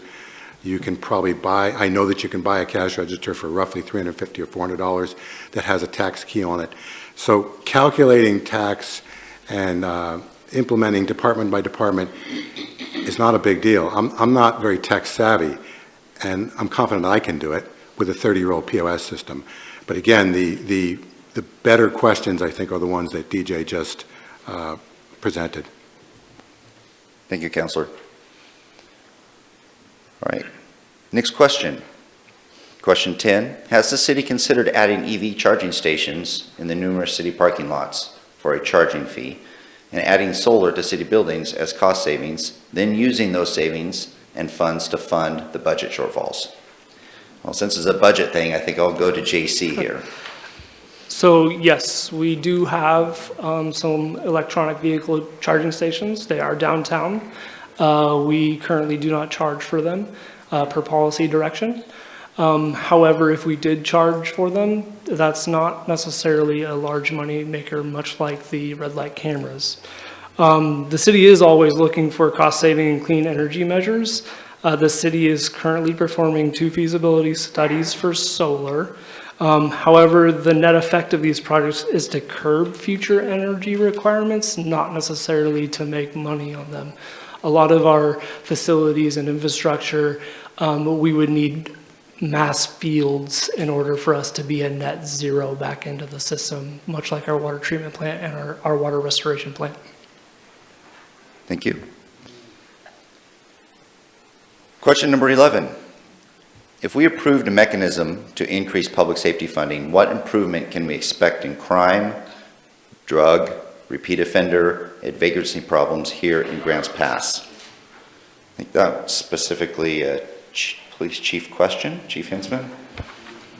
Yeah, and it's the million-dollar question, and of course, the revenue would support the shortfall, so that would be the first thing that I would mention. But I would also share that this is something that we do all the time, and I think we're good at it. We are good at going after bad guys. We've had some major drug busts and weapon seizures lately.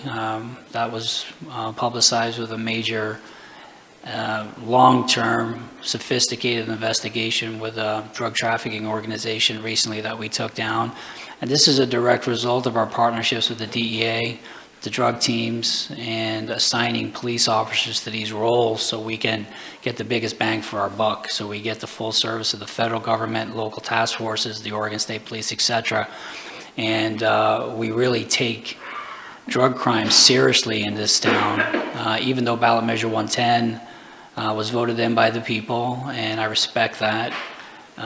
We took a stand and we issued citation after citation, and only until recently Multnomah County overtook Grants Pass on the amount of citations. So we held firm because our community they're concerned about people utilizing drugs in our parks and in our city, and just the impacts on the individual and the family and everything else that happens with drug use. So we work that pretty hard. And repeat offenders, that's a tough one, because you've got to balance somebody's rights against something they may have done in the past and served their time for. So that's an interesting question. And I did want to add, when this is all over, I'm available 24/7. If you guys ever want to come and visit and talk about crime and strategy, I'm always available. But also too, when we talk about vagrancy problems and we talk about the level of unhoused and transient and homeless people in our community, we've done a pretty good job so far with our community response team, and we bolstered that. But that's another balancing act that we have to continue to be very aware of.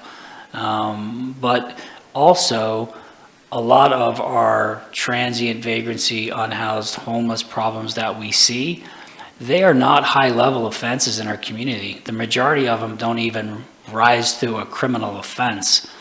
So we really have to balance the governmental interest to enforcement. There was a call that came in the other day at like 8:05 or 8:15, and it was a pretty rough-looking environment in one of the parks, and my guys didn't get out there till like 10 a.m. So, it was problematic for at least a couple of hours, but we got there. And that's because we're balancing things. But initially, we kind of talked about recruitment, retention, morale, and the extra funding, or the funding to support the gap that will bring in extra help will also bring relief to the men and women that are getting called back on the regular. We have folks that still take vacation, still go on family medical leave, still get into incidents, still get into, light duty. So there's a lot of managing of personnel that we have to do, and this will certainly help us. In fact, I think we really need to look toward overhiring, because there are always so many people that are unavailable for a variety of different reasons. We have to make sure that we put a strong police service, I didn't say force on purpose, I said police service, out into our community so we can provide the best service to everybody out here. So that would be my response. Thank you, Chief. Question number 12.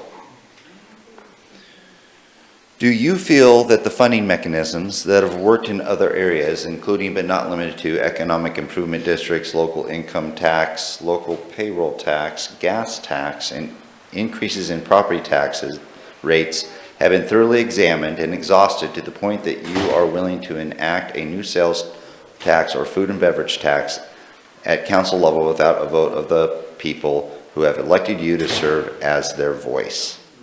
I think that might be appropriate for a council member to respond to if you so desire. Is there a council member that would like to vote?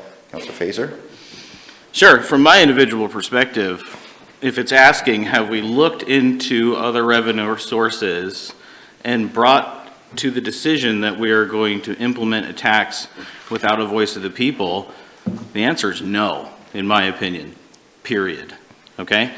However, it is wise for us to look at other communities that have implemented novel revenue sources, right, that we're currently investigating, because the more we know about it, the better informed the people can be when it comes time, when we ask them, should we implement that tax?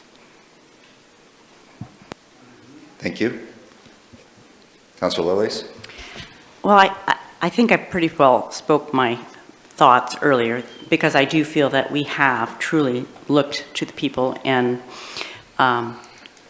yet when we did the survey, we did see that people want public safety. I mean, I can't imagine having to let go of our public safety. And we chose not to do the levy, more on the levy, because we've tried that over and over and it didn't work. I do know, after we lost money from logging and what have you, that we increased our transit lodging tax to one of the highest in the state. We have 12%, which is one of the highest in the state of Oregon. And the part of the reason that we did that is because 30% of that money could be used for public safety. 70% of it by law must be used to promote 50 miles and beyond, to bring more people into your community. So there are a lot of legal challenges. One of the questions that I've gotten from several people is, well, why don't we try a gas tax? I know Portland is trying to renew their gas tax. Well, if we renew the gas tax, we would have better roads, but we can't use gas tax money for public safety. There are certain rules that come in government that if the kind of the nexus. I think, I would prefer not to have to do a sales tax. I would prefer not to do a food and beverage tax. Once again, my leaning is towards the sales tax because it spreads it thinner amongst more people, and I do not want to target the restaurant business, and particularly our downtown area.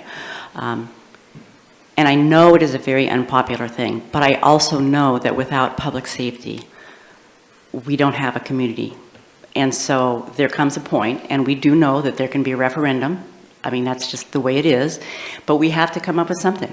And our options are food and sales tax, or to put it on the water bill. In Jacksonville, they have a $25 a month police fee and a $35 a month fire fee, and they're getting ready to increase it. So other communities have done that. I think there are over 56 cities that have fees for public safety or parks on their water bill. So that is something that a lot of communities have done. But in looking at our water bill, because we do know we have a water treatment plant that we're going to also need, it makes it more difficult for us. And right now we're waiting to hear. We're in the final stages of a grant that we're hoping will cover the costs of the rise in the cost for the water treatment plant. And we are saying that if we get that grant, then we won't have to raise our water fee. And we're in the final stages of finding out. And once again, it's hurry up and wait, which is where we're at. But we've worked really hard to not put more on our water, but we will have to put something. So raising $8 million, knowing that truly if we wanted to get to 62 officers, which is our goal down the road, you're talking $10, $12 million. I don't know where else to get it and how to spread it the thinnest that we can spread it. And so basically, if we don't make some sort of decision, we're just basically saying that the police and fire will be reduced. And personally, that's not something I feel comfortable doing. Councilor Pell? Yeah, I think that's a really good summation, Valerie. I think that and everything was really accurate. I think that the focus of this question was, I believe, whether or not, the council should enact something without a vote of the people. And for me, and I'm not trying to be evasive or overly philosophical, but when we look at our form of government, which was loosely based in England, House of Commons, House of Lords, and which essentially in this country was, we kind of modeled our Senate and House of Representatives. One of the houses was essentially was empowered to essentially act and make decisions. The other one was more created to represent the people. It's a very fine line. We don't have that delineation here with our city council. We make decisions every meeting that you have entrusted us to make on your behalf. Not every decision that we make at every meeting goes to a vote of the people. Obviously, this is a very important decision, huge implications for livability, safety, as well as finance. But it really comes down to, on many issues, were we elected to lead and make decisions, or were we elected to go back and ask the people on every decision we're supposed to make? So it's really, it's a very fine line, and it's not really clear, which is partially why we're all here tonight considering it and having a problem, or I shouldn't say having a problem, but it's not an easy decision. So it's, again, some parts of our government were a little more clear that way, but on some things, you all trust us to, on an ongoing basis, make decisions for you. This is one that is our biggest decision. What are we going to do if, are we going to, as Valerie, questioned, would we let public safety go down? Would we let the public safety departments become diminished, et cetera, et cetera? That may not be good for the town in our view. So we've got to decide which way are we going to go. It's not an easy decision. Councilor King. Thank you, Councilor Pell. Well, I agree with everything that's been said. And just real quickly, there's just two questions there. One, did we feel that the funding mechanisms that have worked in other areas have been thoroughly examined? Yes. I feel that way, and I feel very comfortable if you'd like to discuss any of those. In terms of whether it's going to be with or without the vote of the people, that is yet to be determined by future council action. Thank you, Councilor King. Question number 13. Why don't we impose a tax for all sales to out-of-state visitors? I think that's a funding question. So I think I get where this question was going. Why us inside the city? Why can't we just get all the people who are coming in, because we are a tourism town? The problem with that is obviously we would be reducing our revenues because we would reduce the number of people in which would be eligible to be taxed.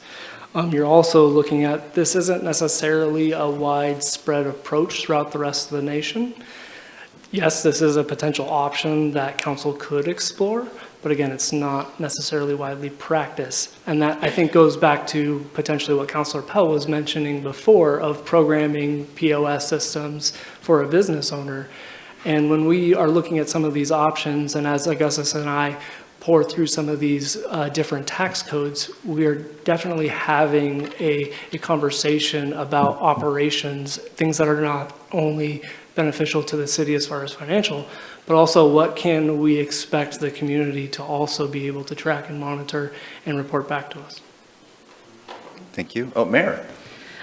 I think we need to add into this, because I had an extensive conversation yesterday with people about the tourism lodging tax that people pay when they, or transient lodging tax, when they stay in local motels and hotels, because obviously that's a way to capture outside audience. but the state has very specific requirements for what lodging tax dollars can be spent on. And the majority of that does need to go to tourism marketing and facilities.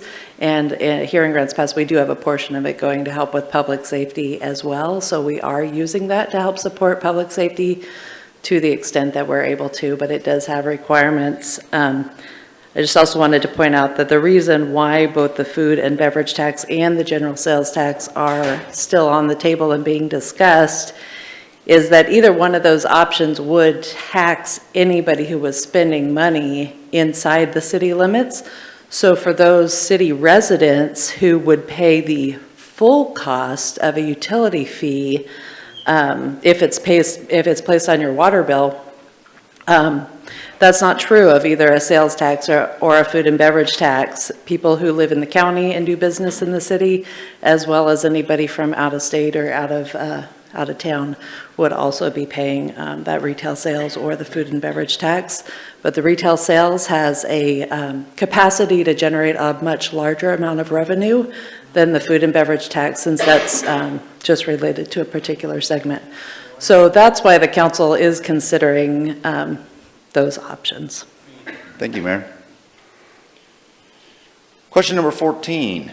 Can you explain what research you have done in other areas outside of ours that need funding for public safety, and how did they accomplish this with success without adding more burden in the form of fees and taxes that never go away? That's a tough one to get a question to. JC, you might have an idea to wrap your head around that one? Yeah, I think I get where the person is going with the question. Plainly speaking, this isn't a Grants Pass issue. This is a state of Oregon issue. Measure 547 and 50 have limited everybody in the state. What you are seeing now is not necessarily cities choosing to do nothing, but a lot of cities are enacting some kind of revenue mechanism to pay for their general fund city services. And it's not just public safety, there's other things out there. There's over 50 cities in the state of Oregon that have some kind of utility fee to provide some kind of city service. The city of Eugene recently enacted their public safety payroll tax. The city of Medford, close by, has a utility fee for their public safety. City of Jacksonville has one for police and fire. A city our size, like the city of Corvallis and the city of Albany, both have utility fees to help with their city services as well. So if there was a magical reduction of somehow we could not put the burden on the community, I think that would be widespread, and you would see it in other communities in the state of Oregon. Thank you. Mayor? Yeah, I just want to elaborate on measures 547 and 50. In the mid to late 1990s, tax reform measures capped the way that property taxes are collected. So in a kind of ideal environment from the tax revenue perspective, as inflation, as your house prices increase, that amount that you pay on property taxes would increase as well, with inflation. Those property tax measures capped it at 3%. So even though homes in Grants Pass, the home values have risen quite a bit over the last 20, 30 years since those tax forms were implemented, we have artificially low taxes because we had lower property tax rates than other parts of the state. But every single part of the state, every single city and county is dealing with this. It's the same reason why Josephine County has a problem. We have the lowest county tax rate in the state of Oregon. Our city taxes, I don't know where we rank exactly, but it's relatively low. And they can only increase your assessed value on your homes are only increasing at a rate of 3% a year, which means that the city gets 3% more each year in property taxes. But anytime that inflation or expenses are more than 3%, we have this growing gap. So that's the problem that we're dealing with here. And I would say really the ultimate fix would be at the state level to fix those property tax issues. Unfortunately, we don't have the ability to do that here. So we have to deal with the problem here in Grants Pass, and it's Band-Aid solutions, and every community is dealing with this. You come up with a levy or some sort of way to fix the problem for the here and now, but ultimately that 3% issue is ongoing, and every city in the state's dealing with it. Thank you, Mayor. Question number 15. Why is the city council choosing to consider the general sales tax over the food and beverage referred to in the survey? Councilor Riker? Last year, we had a forum on the pros and cons of each method of funding, and it was good to get that input. And as Councilor Pell has indicated, it's a tough decision on deciding what to choose. The thing is, we're trying to choose a level of service. We don't want to see that service go down, be taken away from us. We enjoy the city, and we want to protect the city. So as we go forward, we will have to weigh our consideration, and we will look for input from the public, and we look for public support. Thank you. Thank you. Councilor Lovelace? Yeah, if you take a look at the funding matrix that you have, I think probably, as crazy it is, and we've been looking at this for a long time, and it's really confusing, particularly for me, but I finally figured it out. If you look at the food and beverage, I personally would not want to ever go above 5% for the food and beverage tax, because that is targeting one particular industry. If you look at that, to get to just 8 million, and walking right across there, we would have to have a $17 public safety fee just to get to the 8 million, which would just get us now, but it's not going to help us increase down the road. So at 5% food and beverage tax, to get to 8.7 million, we would have to have a $17 fee, and that's what we're kind of trying to do, is balance it. If you turn over to the other page, and you look at the sales tax going down, and you take a look at 1.5, and you go to that same 1695, you're looking at 11.6 million. So with a decrease and having the rate lower across the board, you have much more capacity for us to say, wow, you know, if we need more, we're not going to have to try to push up the food and beverage tax, because at that point we'd have to double the food and beverage tax to get the same amount of money, and that to me does not seem fair. The food and beverage, probably anybody who's been in the restaurant business knows that's one of the industries that has the very thinnest profit margin, and that is not who you want to target. I think you really need to spread it out, and based upon what Rob said, I don't know about you, but I do a little travel, and I went back to Tennessee last year with my family. I didn't go in and look at every bill and say, I'm not paying that. I'm not paying that sales tax. I'm not paying that sales tax. You don't. And 1.5, and I have said this from day one, I would cap it and say it would never, could never be raised without a vote of the people, because I don't really want to do it. But I also know that really ideally I would want a vote of the public. And so you can write into the ordinance that it cannot be raised without a vote of the people, and just keep it there and keep it simple and keep it thin and keep it out. And I think that's what we're looking at. That's why we're able to bring down the utility fee, because we know that a utility fee of what we would have to go to, when we were just looking at the utility fee alone, you're talking $26 a month to each individual residency, and a lot more for business, and that just seemed like a real burden. So the more you can spread that out and have that money to where, as we need to increase, we can go there, I just think that's the best route. And that's why myself, I put that to a general sales tax as opposed to a food and beverage, because it brought in more money, it spread it out farther, and it allowed us not to have to increase utility fee to where we would need to keep our police and fire whole. Thank you, Councilor. Councilor DeLonge? Yeah, thanks for that, Val. I think I would just add that I've heard some people comment that, you know, we did the survey asking about the funding options and how to solve this problem, and it's true, the food and beverage tax did get the most favorable response on the survey.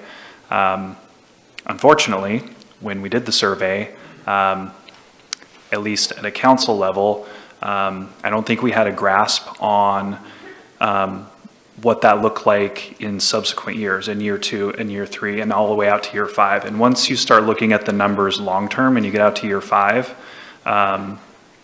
after we did the survey, we came to the realization that a food and beverage tax does not have the power to, I guess, sustain what we need for public safety. So once you get to year 4 and year 5, you know, we'd be having to ratchet up a food and beverage tax to 8%, 9%, 10%, and that's just not feasible to burden one industry with that kind of rate. So I wish we knew that before we did the survey, because we probably would have changed the survey to reflect that. But unfortunately, we didn't quite have a grasp on that at the time. So that's why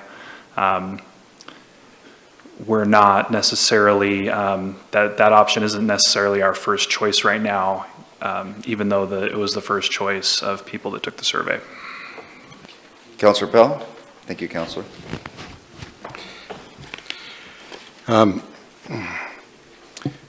As I see it, roughly the amount of money that when the council is talking about increasing funding for public safety, we were looking at roughly $9.5 million a year to implement, and correct me if I'm wrong, JC, but roughly that's what we were talking about our last workshop, roughly $9.5 million.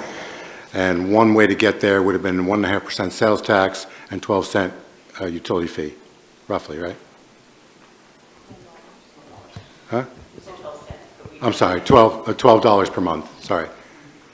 So another way to get there, same $9.5 million, or roughly, is a 5% food and beverage tax with 17 or 18 cent, or $18 per month utility fee. That's basically they net an equal amount of money. And if council wants to, you know, actually, I didn't know we were going to be debating or discussing, even presenting options tonight, but in that regard, as far as preferences go. But there are things to consider, certainly just beyond the math.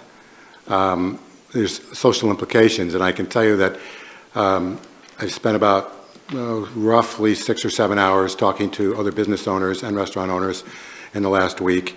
And if they have to make a choice, neither choice do they really want to do, of course.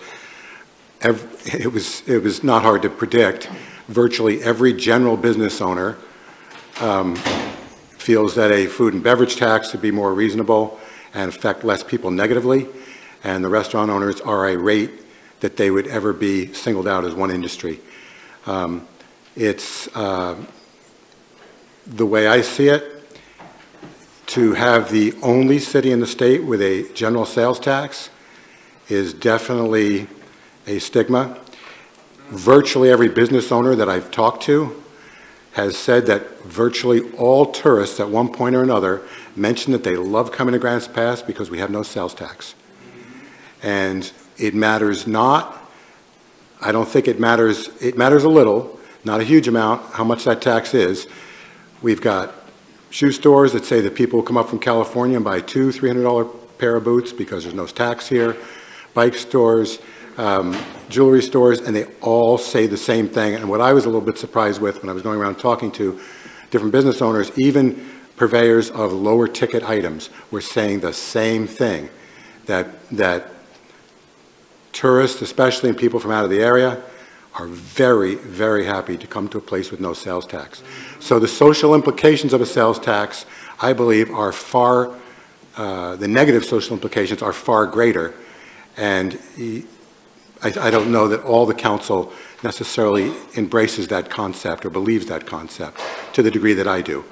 I personally know that if my wife and I are going out to eat on the cheap and we spend $40, an extra $2, if it was a 5% restaurant tax, wouldn't mean a lot to us. And I know that if we're going out and spending $100, which we might do rarely, the extra $5 is something that we would pay.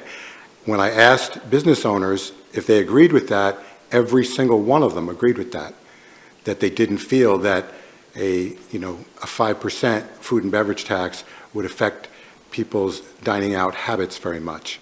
I know that if I'm on vacation and there's a tax, a restaurant tax, or any kind of sales tax, it doesn't make any difference on how much I tip. I don't tip less because of that.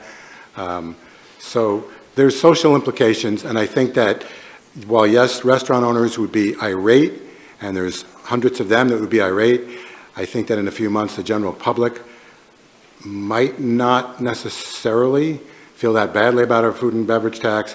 I think that tourists and the general public and merchants, and the merchants have told me, that a sales tax at any amount is very, very objectionable to them. Thank you, Counselor.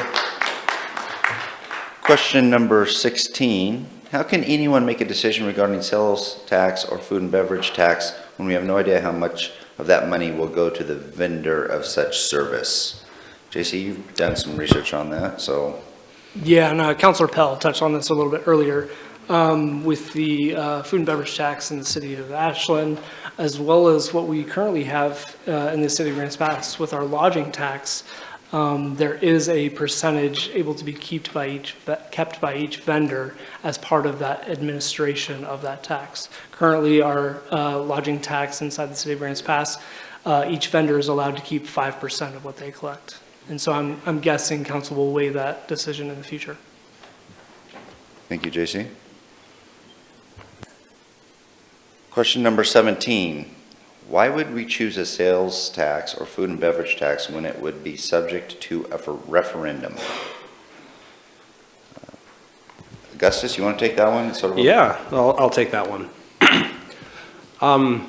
As the city council has been elected by you to represent you and to lead, to make decisions, the staff has been appointed to provide council with as many options as possible.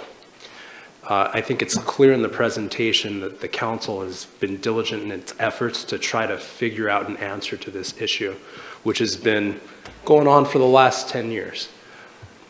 All of that said, most of the ordinances or resolutions that the city council pass are subject to referendum. But as Councilor Pell put it, not everything comes up for a referendum because you've entrusted the city council with making a lot of those decisions that do affect you on a day-to-day basis. And at a local level, it's a lot more control. And as you get bigger, it's supposed to get smaller or become less control. But on the whole, it's really a matter of the staff trying to provide options for the city council. They ask us questions, we try to provide them answers with the best information that we have. So. Thank you. Councilor Pell? Augustus, would it not also be true that a utility fee could be subject to referendum? No, that is absolutely true. It would be an ordinance that would be enacted by the city council. Like I said, most ordinances and resolutions that are passed by a city council with very, very few exceptions are subject to referendum. And that might include really run-of-the-mill decisions that a city council makes. Okay, thank you. Augustus? Councilor King? Well,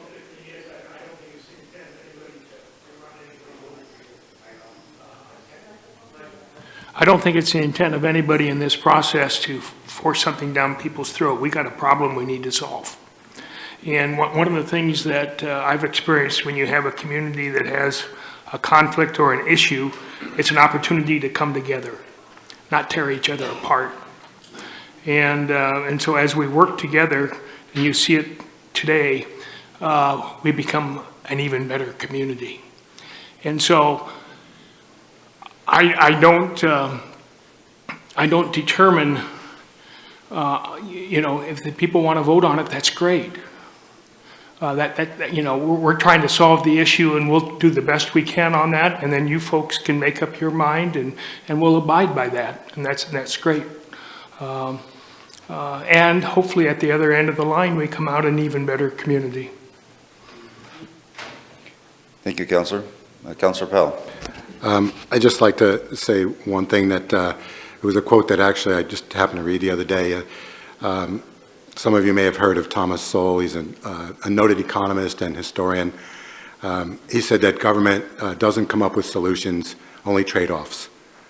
So this is what we're doing, is we're trying to figure out the trade-offs. Okay. Question number 18. Why would we try a sales tax and be the first city in Oregon to do so? I think we sort of addressed that, but if someone would like to add to it. Okay. Oh, Councilor DeLonge.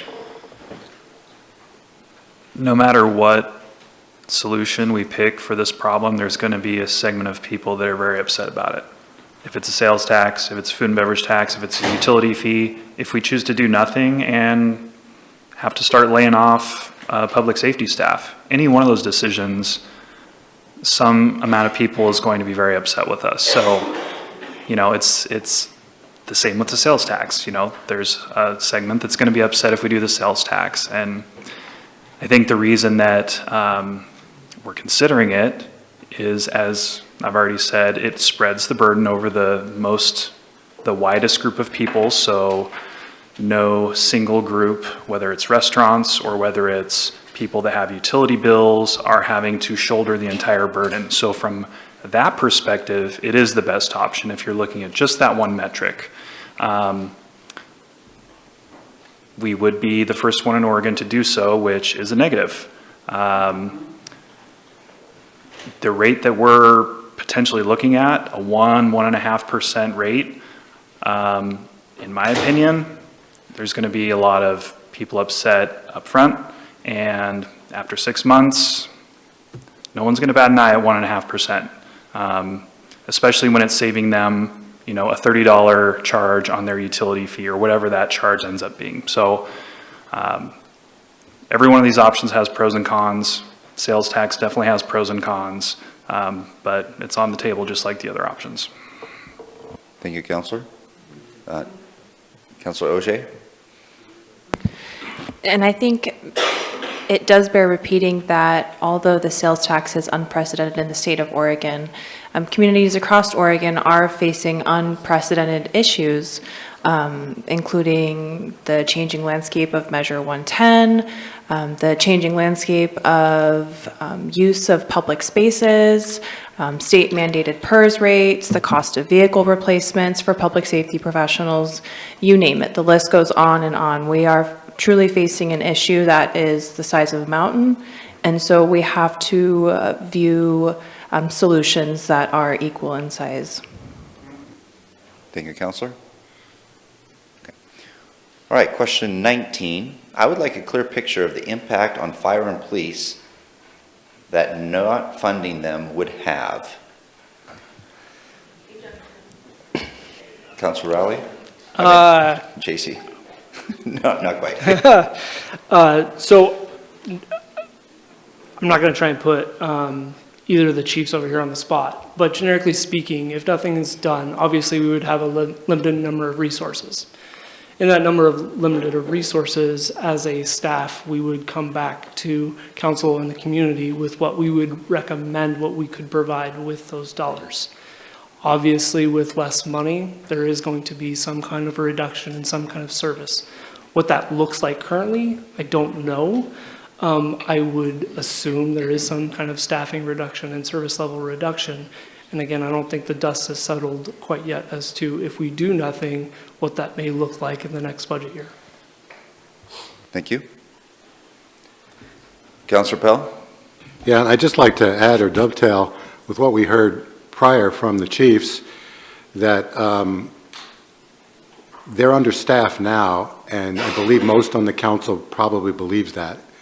So if we don't come up with more funding, not only may there have to be layoffs, but that will also exacerbate the issues of forced overtime, forced callbacks, et cetera, retention. And so the social implications are also there. It's not just dollars and cents. Thank you, Councilor. I'll just add that public safety is half of our staff citywide, and that most other departments, or at least some of the other departments, have dedicated funding sources that they receive funds from. So I get a fair number of questions about why we don't fund public safety first if it's our top priority, and it is a top priority.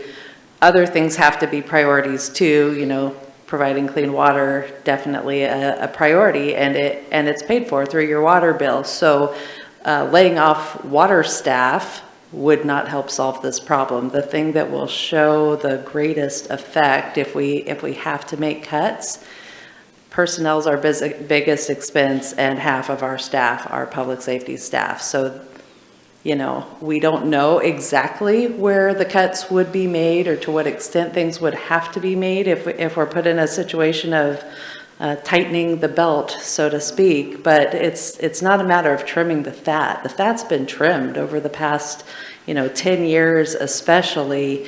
It's getting to the part of the deep cuts now, right? And so that's why we're focused here on public safety, is because unfortunately that level of personnel cuts is the spot where we will see the greatest gain, so to speak. And unfortunately, that means a loss in actual public safety. We're already at minimal levels now for traffic patrols and, red light signals and some of these other things.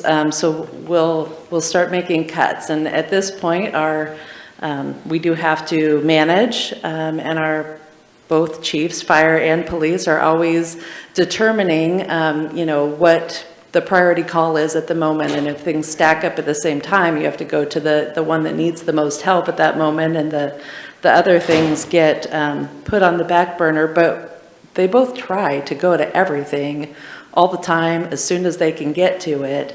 And we'll have to start making cuts. And any of you who have been around for a decade, know what that was like for the county 10 years ago. And the county has still been running. They don't even offer 24/7 sheriff's deputies right now. They're on for, I think, maybe 16 hours a day is where they've been at for a while. A whole shift of the day. They don't have any patrol deputies, and hopefully they'll be able to remedy that soon. But we don't want to put the city of Grants Pass in that same situation. And I think that's the puzzle that we have to figure out is how to balance paying for the services that we desire. Thank you, Mayor. And just to add to that, I think most people who have insurance costs and understand how insurance works, the reality of it is if you have more claims, your insurance rates go up. And I can tell you, my husband is a businessman in this community, and he has seen his rates go up as a result of theft and other things happening to him. And we know the same with fire. If you don't have a certain ISO, we get a rating based upon the efficiency of our police department. That is one of the factors that's used. So if our fire staffing goes down, then you also have to deal with a insurance rate increase. So it's all tied together. Thank you, Councilor. Councilor Facer. I just want to provide another perspective on this. And if we do not find more money, there will have to be a reduction. We are at that point. The maintenance of level of service at this point, just to maintain 56 officers, costs more money. So it's true when we say either we garner revenue from these four sources or we reduce our level of service. I think that's a really important perspective for everybody in the room to have, right? We can't just skip along like we are at current level of service with the revenue that we have. The only options we have are garner new revenue or reduce the service. I think that's a really important point. Thank you, Councilor. Okay. Next question is one we were sort of discussed already, but I'd like fire to include the cost of community for a degraded ISO rating. And maybe you can talk about what ISO is, a little more detail. Yeah, so Councilor Lovelace kind of mentioned a little bit, but ISO is the company that comes out and they actually go through what our performance level is and what we're capable of doing, and then they come out with a number between 1 and 10 based upon what they feel that you can do into your community. 1 being the highest, 10 would be the lowest. We're currently sitting at a ISO level 2. We barely made it 2 last time, and one of the things that we know is if we reduce that number, insurance companies take that back and they base what you guys pay for policy holders on your insurance on that number itself. So a reduction is going to more than likely cause an increase on insurance. Can I give you a specific number? Is it a 5%, a 10%? Every insurance company does a little bit differently. So as many of you, probably policyholders, know, there's a lot of variance out there with the insurance companies and what they do.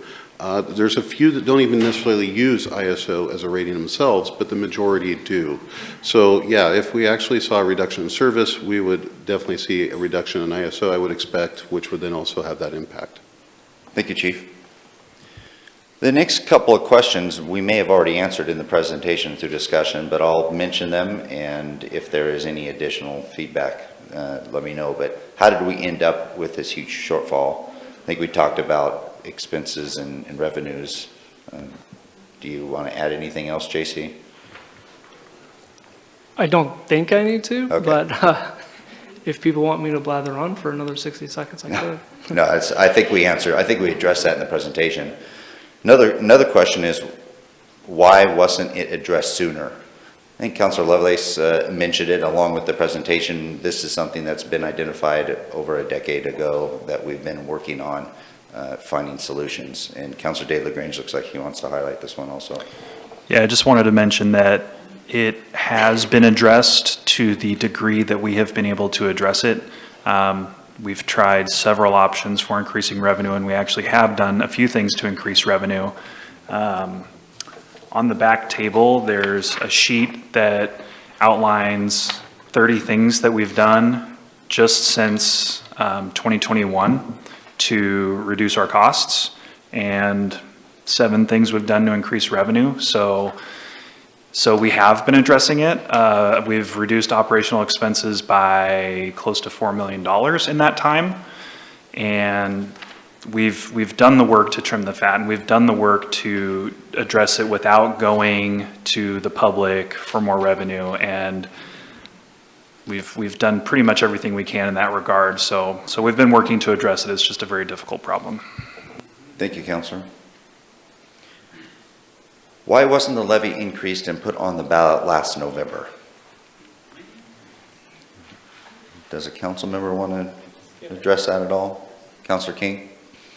Well, the simple answer is the council voted to do it as is and put it on the levy, so it was by council vote. That's why it happened the way it did. Now, if you ask each councilor why wasn't the levy increased and put on the ballot last November, you'll get different answers. Some felt like the previous elections where it failed.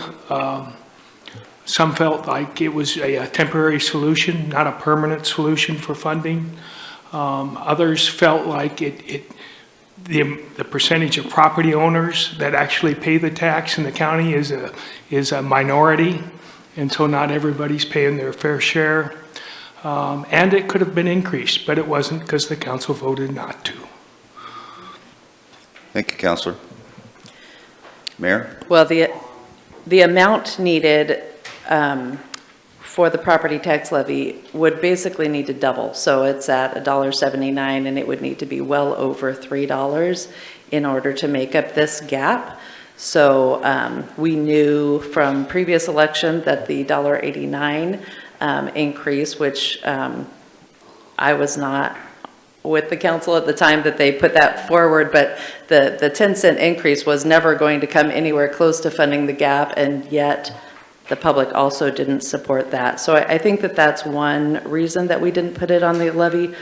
And then the temporary nature of the levies, and I didn't personally appreciate this initially. So it's taken me 3 years here to get to this point, but it takes a lot of work to get the levy going every 3 years. And so in addition to what the council's doing as a council and making normal decisions on council business, usually it's people on the council who, or staff, sometimes we have the fire and police unions will help contribute to running a levy, but it takes a whole campaign effort to inform the public. And so when you're doing this like every 3 years, it becomes an extra burden, just the process. And it's kind of unfortunate, you know, because it is a good check and balance. And I know our community has liked the levy for a long time, but it it does weigh on people who have to volunteer their time and money to go and campaign for this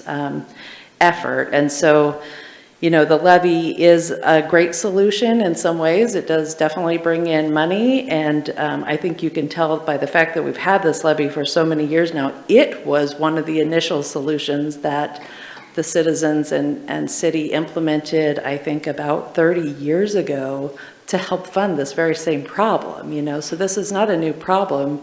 The levy was always one of the solutions, and it could still be, but we would need to double it. We're not talking about adding a dime or a quarter to the $1.79. It would need to be close to, I think it was $3.89 was maybe the number we were talking about.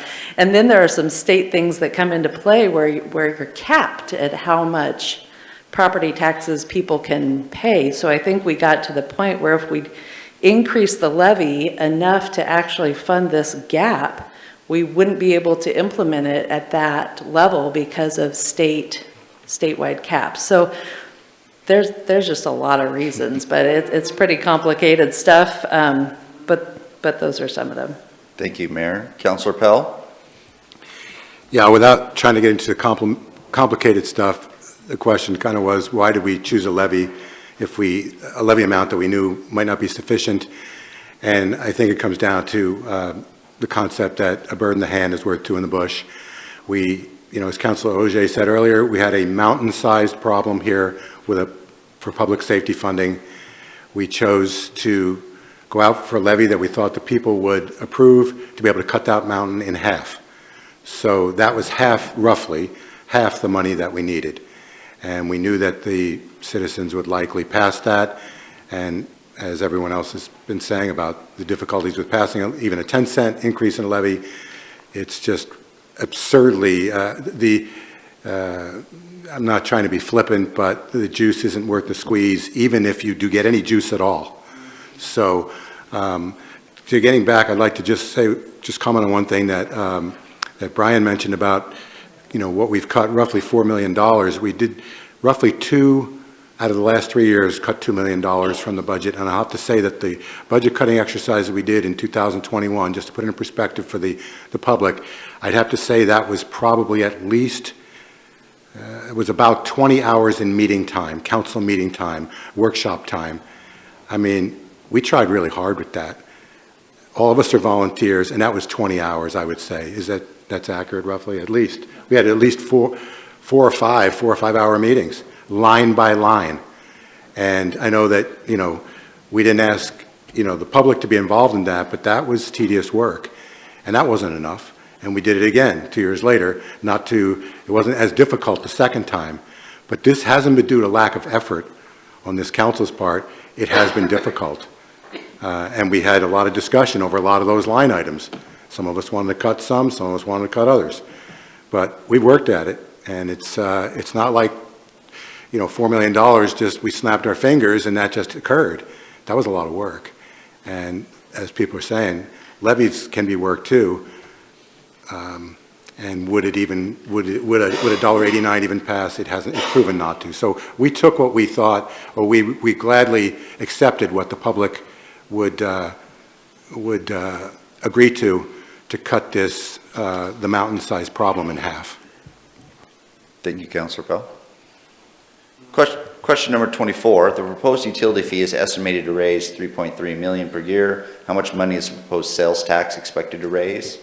And I think if we would just everyone refer back to the two matrix that JC highlighted, you'll be able to place in there based on the percentage of the sales tax or the amount of the utility fee, what those fees will raise. Hey, Aaron, just because people who are watching this on the video won't be able to see the matrix, could we have JC answer how much that would be? Yeah, on page 6 of the handout. Approximately 1.5% would be about $6.9 million annually as estimated. I do want to point out though too, that is still subject to change depending on what items are either allowable to be taxed and or exempted. Those decisions still have not been made, especially in adding a cap to would potentially change that number. Thank you, JC. How much of this combined new revenue will fund police and fire departments? Councilor Fazer. Sure, I just want to refer to the funding matrices. They are remarkably useful tools in answering this question. You want to answer the question about how much money is it going to take to fully fund at 100%, that will answer your question. I would encourage anybody and everybody who's interested in this topic to fully familiarize themselves with these funding matrices. That will answer the majority of questions you have about the dollar amount required. Those year boxes that come across on the diagonal, those represent fully funded with growth desire from public safety. So the answer to those questions lie in the funding matrices. So please familiarize yourself with it. Let's see. Councilor DeLonge. Sure. The question was a little bit unclear. It might be asking what the revenue will be going towards, and I think they're kind of implying, is this funding mechanism going to strictly be for public safety? And if that's what they're asking, then the answer is 100%. This funding mechanism is strictly for public safety. It's not going to be siphoned off to other departments or programs. Yeah, Councilor DeLonge, I think that is the spirit of that question. Question number 26. Will these new sources of revenue allow existing police and fire funding to be diverted to other departments? If so, how much? So we've thrown out a bunch of numbers tonight. The $3.3 million is the break-even point for the general fund. That still requires some of the general fund resources to go towards public safety. Currently, as it sits in the 2024 budget, police and fire need $5.5 million of general fund money to break even. The next fiscal year, we're estimating that to be close to $7 million without adding people. Adding people adds to that cost. And so we're looking at potentially close to $8.5 million is just to make public safety whole in the next budget cycle. Thank you, JC. Question number 27. Will this proposed sales tax be voted on by Grants Pass residents, Josephine County residents, or decided by City Council? Councilor King? So the city council has a decision to make as whether they're going to refer it to the voters or not, and that, they haven't made that decision yet. And then the citizens then also have a decision to make as to whether they want to, what's the legal term? Referendum. If they want to have a referendum if the city council chooses not to. So those are the two important steps to pay attention to. Thank you, Councilor. It would only involve city voters, though. The Yes, question okay. does ask about county, and county residents don't get to vote on city matters, so only city residents would vote. Yes. All right. Next question. What provisions will be used to allow this tax rate to be increased in the future? It's a good question. Anybody on council want to take that one? Councilor Lovelace? Well, I just would say that the only way I would do it would be if it was, only way it could be increased is by vote of the people. I feel very strongly that way, and I think most of us feel the same way, that it would have to go out to the voters to increase above what we put it at. Councilor DeLonge? I agree with what Valerie just said. I'm not totally clear if that is possible to do. I guess I might ask the city attorney if we did do something like that, could a future council just act to, not do that?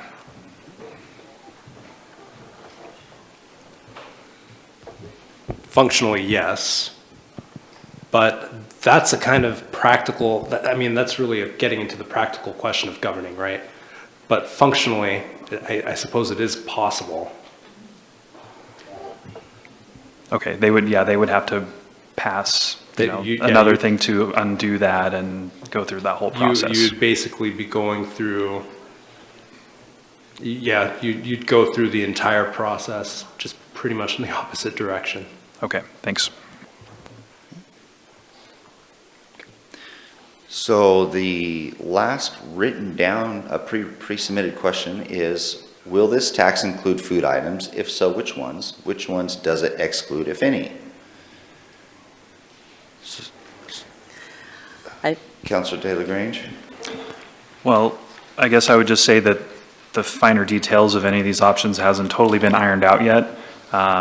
If it was, like, say, for example, a sales tax, there are some things that would be excluded, definitely, like groceries, you know, medications, things that are, you know, necessary items would certainly be excluded, but above and beyond that, council hasn't gotten to the point where those decisions have been made.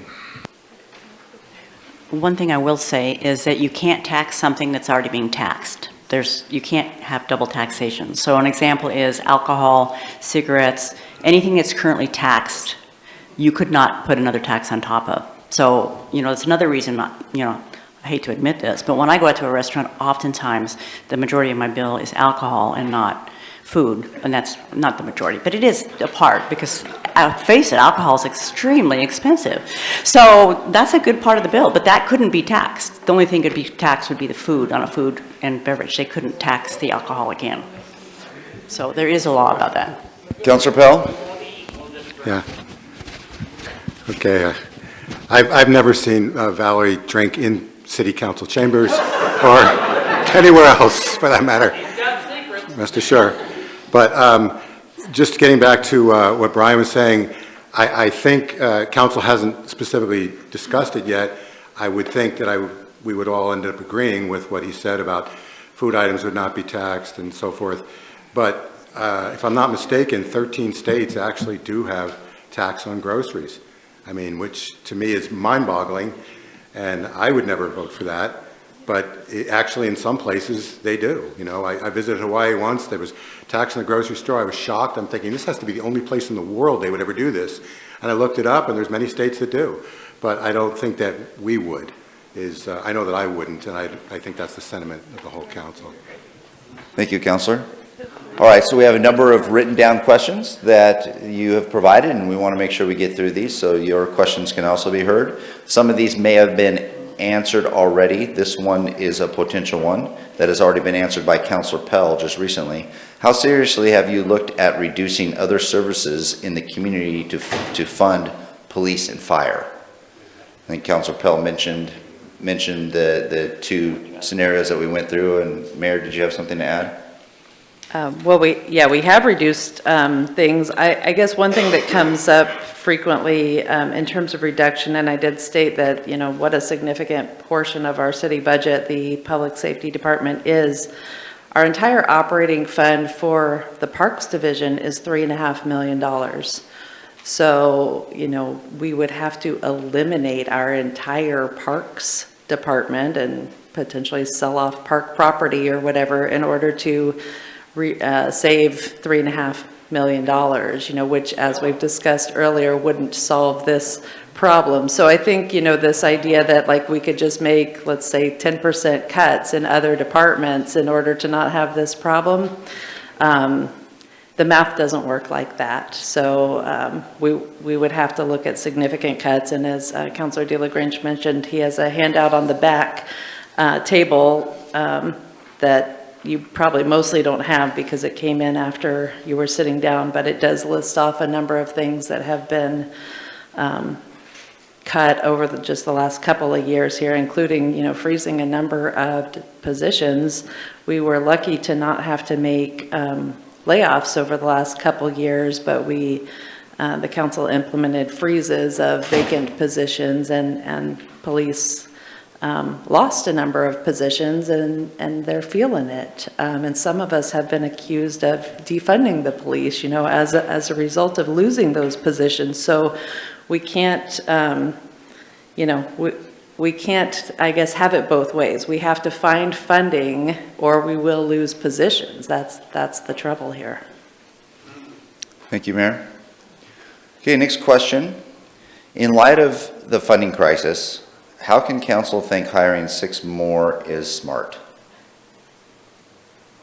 I think that's talking about the additional level of service that both chiefs talked about earlier. So the question is, in light of a funding crisis, how can council think hiring 6 more is smart? So adding FTE, as staff has mentioned. Councilor Riker? We already have a shortage on staff just because of vacations and this new Oregon law and family leave.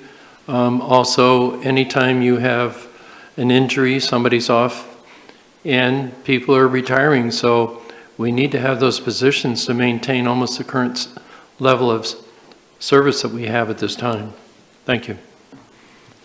I think it just basically comes down to how much do you value the service level that you are receiving now, and knowing if you've been out there, you know that right now our level of service is less than it was in 2014.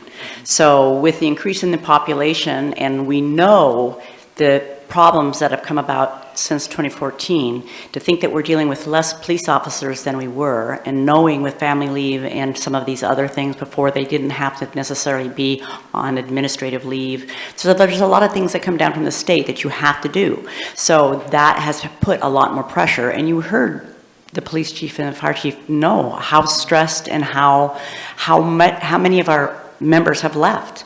I mean, I can't tell you how many people used to be at interviews for police and fire, and they're not there. There's not a lot of people that don't want to go into being police and fire. I don't know about you, but when I hear a siren, I am so glad that it's not me running towards them, that somebody else is. And retaining our public safety is what makes our community what it has always been. So there's a cost to losing public safety, and that's something we have to factor in. Councilor DeLonge. Yeah, I agree. I just wanted to add that adding 6 state positions is essentially getting police back to the staffing level they were at 5 years ago or 6 years ago, when clearly the city is only, growing and having not less problems. And then on the fire side, I don't know if y'all recall, but Chief DeLonge was saying that we run 2 to an engine when minimum standard is 3, and a lot of companies are going to 4 now. So we're doing our fire department a disservice by funding them at a level where they have 2 to an engine, and it's just not safe for them, and it's making them less effective. So that's why I feel like those positions are justified. Thank you, Councilor Pell. Yeah, I guess the question is, kind of what's the smart move here, and, are we doing things that are smart or not? And on the list that was on the back table with regards to public safety, I mean, just some of the things out of the hundreds of line items that we went through in the last few years, there's at least a dozen lines there. We delayed hiring a police captain for 6 months. We froze the records specialist. We froze the police officer position, reduced police response to low priority calls, reduced funding for a police cadet program, reduced funds for the student firefighter program, et cetera, et cetera. So these might all be the smart moves, and quite frankly, it may not be so smart to continue down that path. So I wish that there was a way for that questioner to be able to see the list of cuts that we've made, and but continuing down that path of cutting more out of. And as Brian just said, I mean, it's actually, in some ways, this exercise would just reestablish our police force as whole and prevent further degradation of the fire department. Thank you, Councilor. Yeah, I just want to add something about the fire department, because this is something that happened in my life 3 years ago. It's something that's in the city manager reports under fire. That's something probably don't understand what it means. It's a medic 0. And what that means is the number of times that there's an ambulance that is not available in our community. Well, what happens when there's not an ambulance available is our fire department is there, and they're there. So they're the first ones on the scene, and they're the ones that save the lives. So in my husband's case, he had a stroke, and it was the fire department that saved his life, because they had to route a ambulance at that time from Rogue River, which is my understanding they no longer use the Rogue River for an ambulance. So, you know, that's becoming increasingly more of an issue as well, as that it is our medics that are the first ones on the scene, and you want them there. You want them there to save your life, because if you don't have anybody there right away, and you're waiting for the ambulance to show up, they're not going to do you. Nothing's going to happen. So I think that's something that is a little known, but is an important feature and a fact for people to watch in those city manager reports. How many times is it called Medic Zero or something? Medic Zero comes up, and it's coming up more and more and more often, and that's something that most people don't understand. I've lived it. It matters. Thank you, Counselor. So next question is pertaining to, I'll try to summarize some of this. Last year, we were talking about the possibility of a monthly fee on our utility bill that provided approximately a $25 a month fee to residents. It also mentioned that businesses would be more expensive, such as Walmart, and the Walmart estimate was approximately $8,000 a month. Are these numbers approximately appropriate? Because the $8,000 a month would equal about 320 homes. Are these assumptions correct? So when we're looking at projections, obviously the more you go out, the less stable they are, as I would like to be confident in my projections. I don't have a crystal ball, but what I can do is estimate based on what we have. When looking at that projection earlier, if you go out the 5 years, that 25 or 30-ish dollar, I think that we came into, was looking at it like we would do a levy for FTE. And so when you look at a levy, you look at what the year 3 would cost you, not the current year. And so this paring down to a potential $12 utility fee as far as single-family residential is maintaining the gap, not necessarily fully funding public safety. Thank you. Councilor Pell? Yeah, one point that I'd like to make that a lot of, many people know and many people probably are unaware of, is that with a public safety levy or even our property taxes, there are many nonprofits that essentially pay zero towards public safety. We know that there's a lot of police calls at the hospital. Much of Asante is nonprofit. Much of it pays no levy, no public safety levy, no property tax.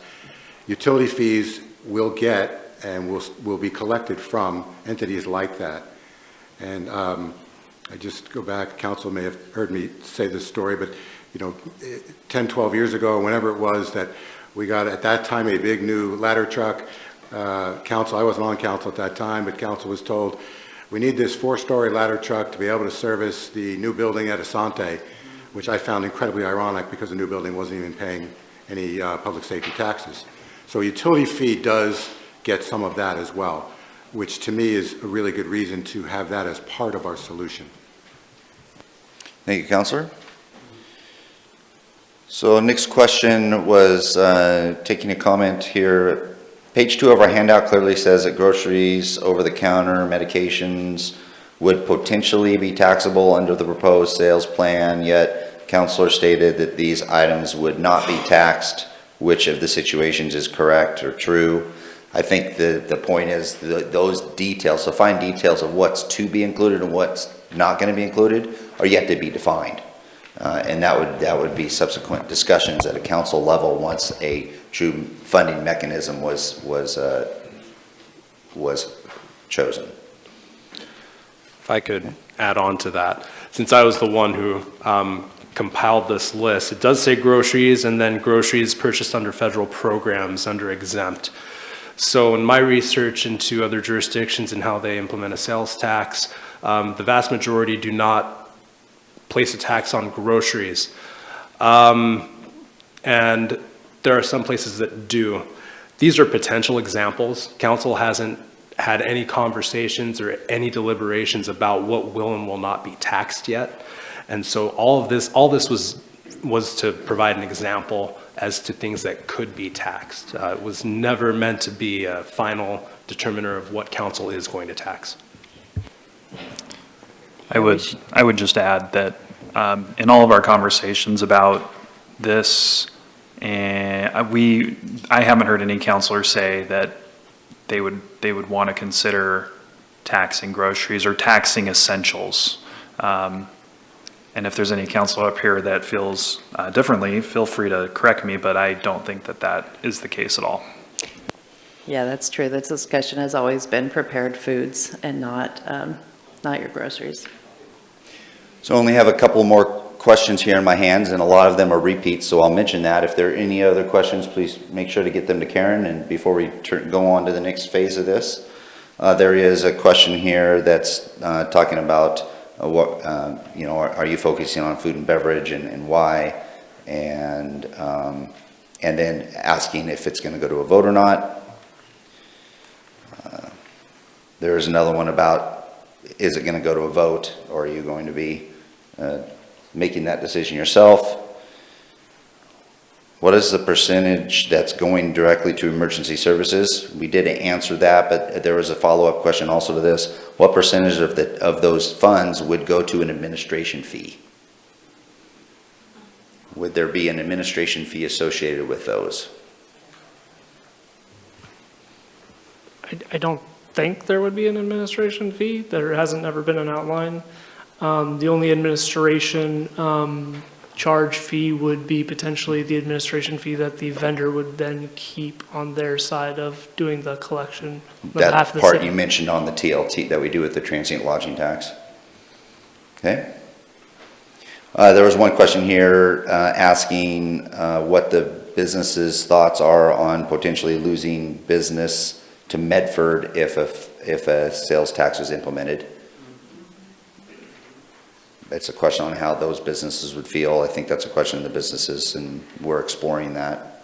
Does anybody, I don't know if that's a question of Councilor Lovelace, you want to? Well, I think that basically comes down to where you have to think about a 1.5 is a pretty low amount, and keeping it low. I mean, I can't imagine driving, I mean, some people shop right now as it is at Costco and whatever, and I'm sure they'll probably pick up more things at Costco. I get that. I really do get that and understand it.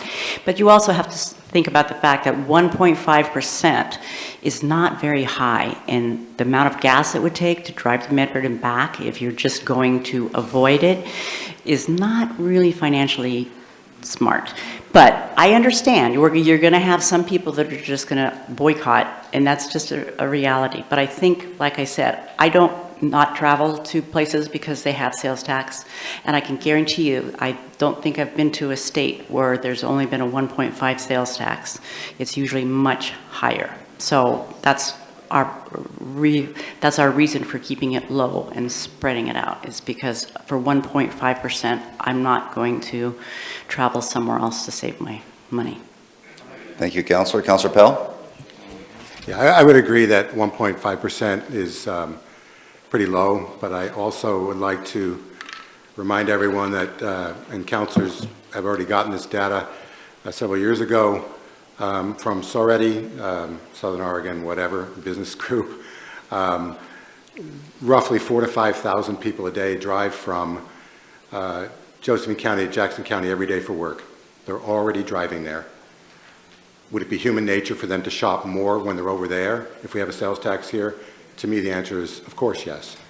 You know, if you're buying an $800 or $1,000, set of tires for your car or more, and you're already going over there, or you're buying a new lawnmower or whatever, I think it's really obvious. I mean, I really, I jokingly said that if I were the Medford Chamber of Commerce, one of the best things that could be done for their business would be for Grants Pass to have a sales tax, or vice versa, So while yes, it's low, I agree. I think that it's human nature that if people are already there, or they're already, most young families have a Costco membership, they're there once a month anyway. So would people drive out of their way?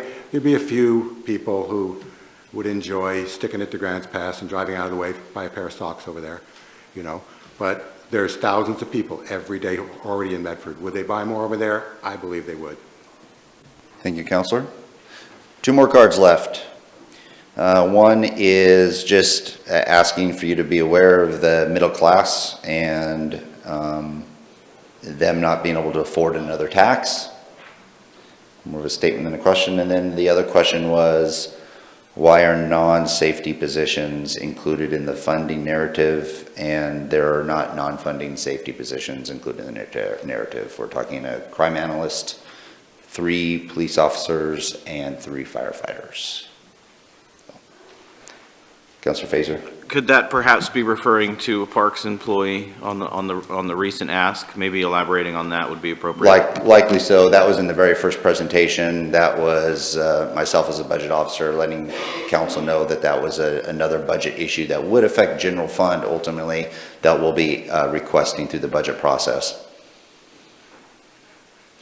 And with that, that concludes our portion of the learning and listening session. I want to first start by thanking staff, thanking council, and thanking you for providing the input for those questions and providing your time to listen. We now have an opportunity for you to let council know what they need to know. This is an opportunity for you to speak to council on the dais here. Please go to the podium and speak into the microphone, give your name and area of residence. Address your comments to council as a whole, not to individuals. Each speaker will be given 2 minutes to provide comments.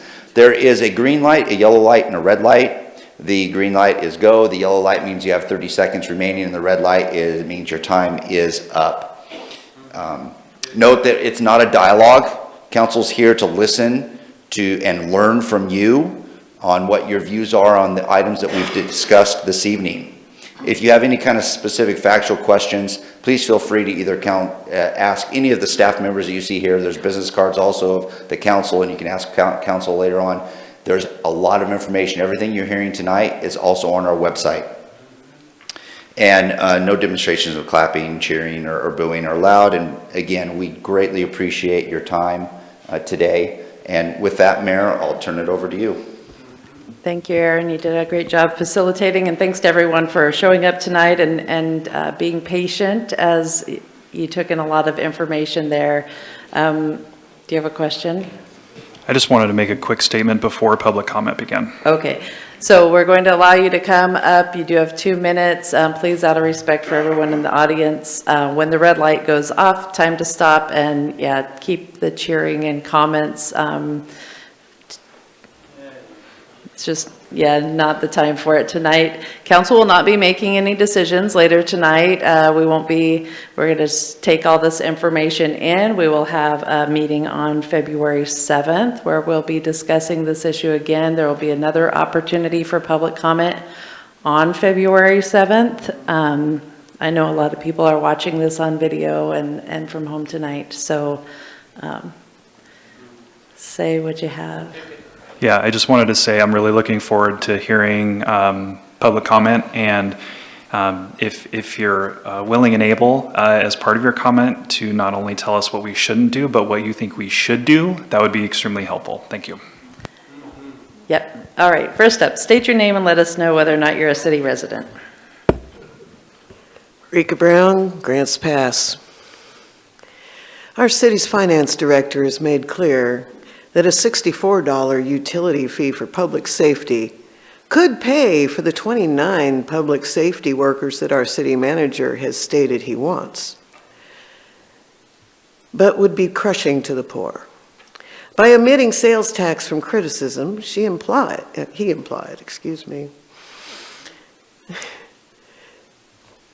a 4% sales tax could do the whole job by itself without putting restaurants out of business or pushing people out of their homes. If we need 29 more public safety employees, we need them soon, not several years from now. Public safety is not a utility and does not belong on our utility bills. Utilities are vital services available to everybody with utility hookups at all hours, day and night, without discrimination, excepting accidents and natural disasters. They also have huge spread out infrastructure that makes huge overhead to build and maintain, but few workers to run them, which makes them natural monopolies.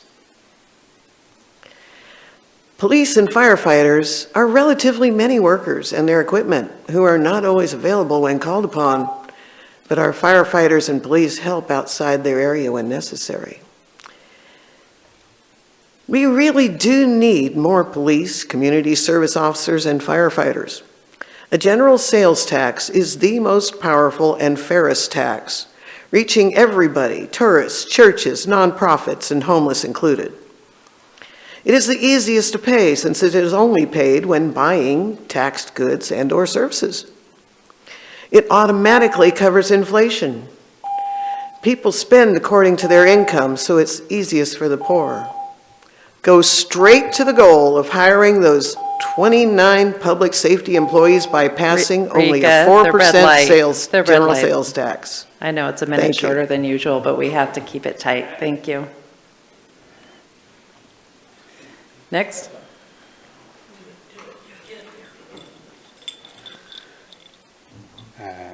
I'm Matthew Dion, and I just want to say, starting with the sales tax, it may start small, but you just have to look at California and realize it's not going to work. And utility fees, I say no, really just no taxes, and we should see what happens if, sorry, for the police and fire department, we should see what happens with further reduction in these services, because listening to everyone here has opened my eyes a bit and realizing that I know very little.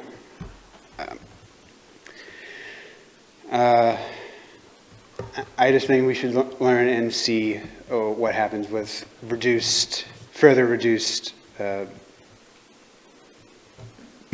public services, as much as that would be very bad for our community. But sales tax, this reeks of California, and I don't. We shouldn't have that stink here in Oregon. Thank you very much, council members and public servants.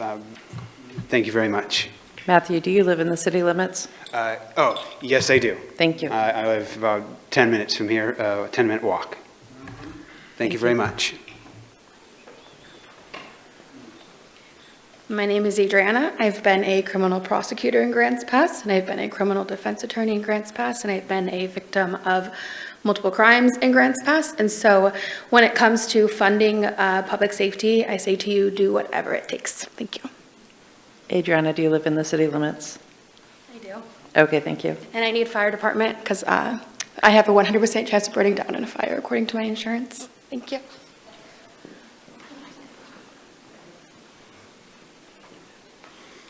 Hi, my name's Alan. I live in the city, and you've gotten some emails from me before about this subject, and I want to thank you very much for the work you're doing.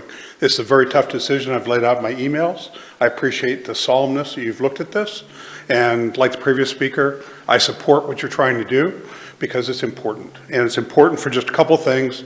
Again, I'm a representative of Firefighter Action Support Team. It's a groundswell of support for funding for the fire department and the police department, ensuring that our city is a safe place to live. But most important to me to bring to your attention is that it's crucial to make a decision and move soon. You all have been talking about it, and you know that you're under a time crunch here. You're going to have a continued loss of personnel to other departments, has been discussed here. You're also in the process of trying to recruit a new fire chief. And with a stable funding situation in place, or at least working towards one, it's going to be much easier to get that person on board. And pretty much you've got one shot at doing this. Because if you fail at this, then your chance of getting anything else done later on is going to be that much harder for you to do. So I appreciate the solemnness you're taking towards this. I appreciate the fact you're going over this, but pretty soon you're going to have to make a decision. And I really appreciate the quote that Councilor Pell came up with, is that it's really just about trade-offs. And you guys are going to have to make the decision. I support that. Thank you very much.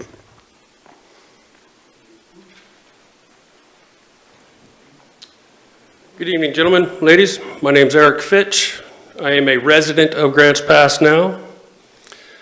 You guys have shot yourself in the foot from your past experiences and doing things to the community and the businesses for decades, and now you're asking for help. We're not saying that we wanted to exclude the fire department. We do need it, and we do need our chief. I think Chief Warren Hensman is a great piece of our community, but our police department is the problem, whether you believe it or not. When you retaliate against our businesses and our families, you make yourselves look low. And you can sit there and frown like you are, but it is what's happened. You go after people's homes, and then you go to their jobs to try to get them fired. And then you come here wanting support. And that's not going to happen. And it's not me just saying it. This is hundreds and hundreds of people in the community that have denied your guys' levy. So you guys need to make a strong decision on what you're going to do with this community. And if you're actually wondering if you're going to save us or protect us or whatever you want to call it, safety, you're not doing a good job. And we demand more from you. We're paying you professional wages, and we're getting childish behaviors. I wish you guys the best. I think you guys do a great job. Fire department, you're great. Good day.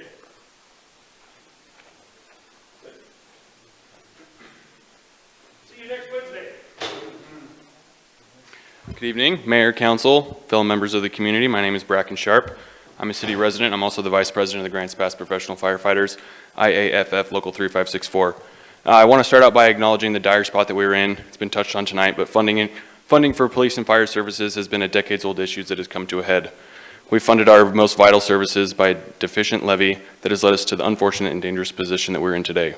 We have a critically understaffed fire and police departments that are responding to an increased number of calls for service year after year with a tremendous, a funding source that is requiring us to continually cut budgets and operate at a tremendously bleak level that will only suffer more if adequate funding is not established for today and for the future. This funding is essential for the safety of the citizens and the community of Grants Pass. Paying additional on an already high utility bill, and a potential sales or food and beverage tax in the city is a tough pill to swallow. We all get that. I fully understand the frustration about increasing taxes and fees because it sucks, plain and simple.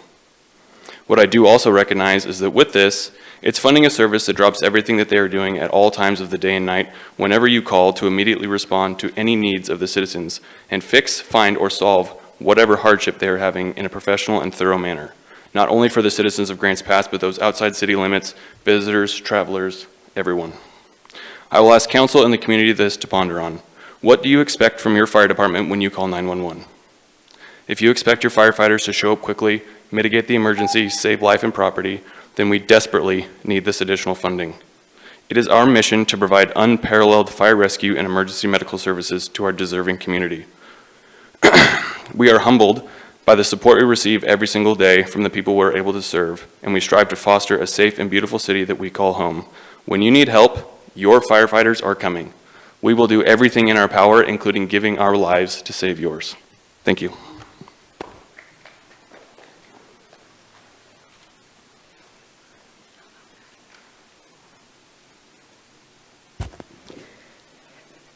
Victoria Marshall, I live in the city.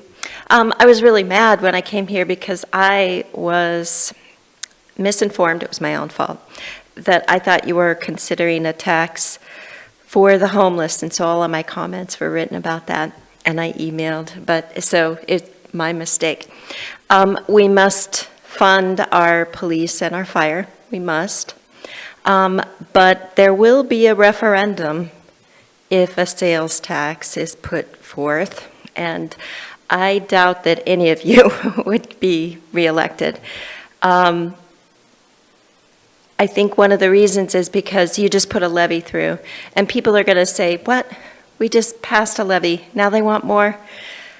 I don't think that it will work. And another reason that it won't work is no matter what you choose. To me, the utility fee, I was looking at all of them and I was thinking, this is the only one that makes sense to me. But another reason that there would be a referendum would be because of the homeless situation. People know that our police and fire resources are being used for those. So people realize that. And so they aren't going to want to have to pay for that because they didn't cause that problem. And so I don't know what the solution is, but I just know that absolutely you should not do a sales tax because there would be a referendum. And I think there would be a referendum no matter what you put through. But, so yeah, it is very tough decision, but I think please consider what you can do about ordinances for the homeless before you put this forth, because that's got to happen, because people will do the referendum because they know that is why our resources are being used. So thank you very much.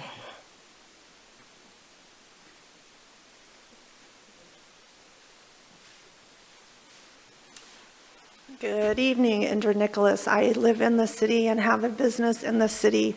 I first want to say I respect the police and fire, and I'm so not against more funding for you all.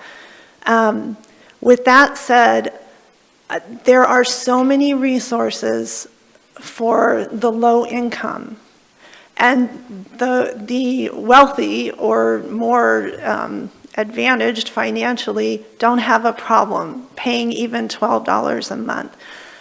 I am feeling the squeeze of the middle class, the working people who struggle day to day to make ends meet and with paychecks.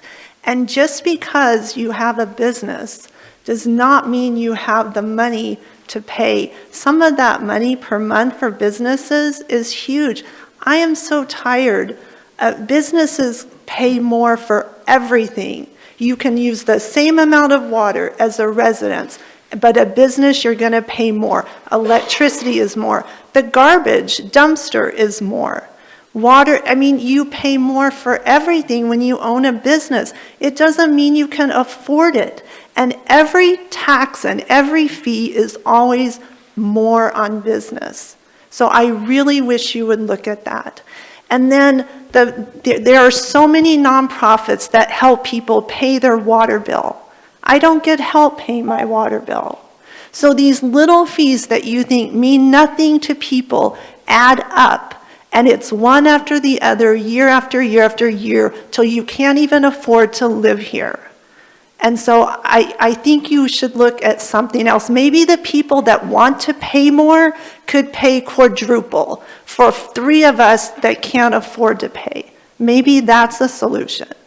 I don't know, but it's just hard, and people are struggling. And I don't know, maybe you all aren't.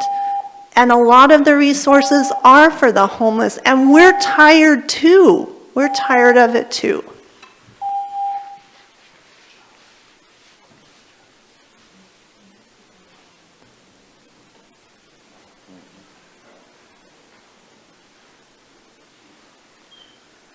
I shouldn't have worn a happy color. Hello, I'm Faith Mall, and as of annexation, I am a citizen of Grants Pass. The fact is, you have a decision to make. I've been on, except for you, I've been on every side of the table.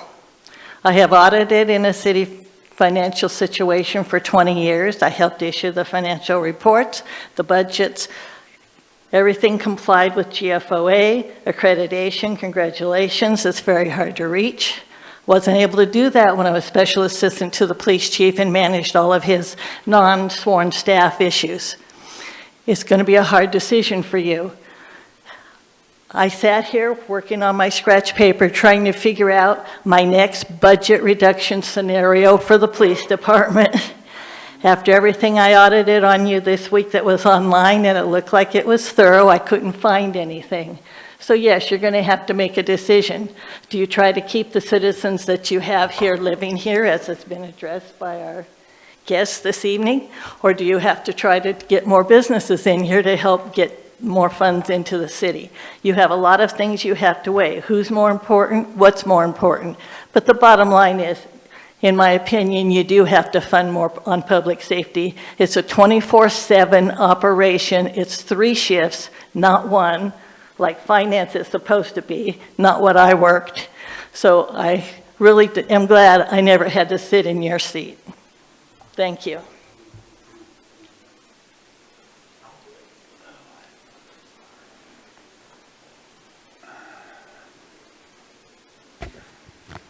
Good evening. My name is Mike. I live in Grants Pass. I am a financial advisor by trade, and every single family that's sitting in this audience has to manage their budget, right? And you're no different. You're no different than these people. And at the end of the day, it comes down to one major thing. At the end of the month, do you have more month than money? And evidently what I'm hearing is Grants Pass doesn't have that. What Grants Pass has got a problem is they've got more issues because they have way over budgeted whatever their resources are.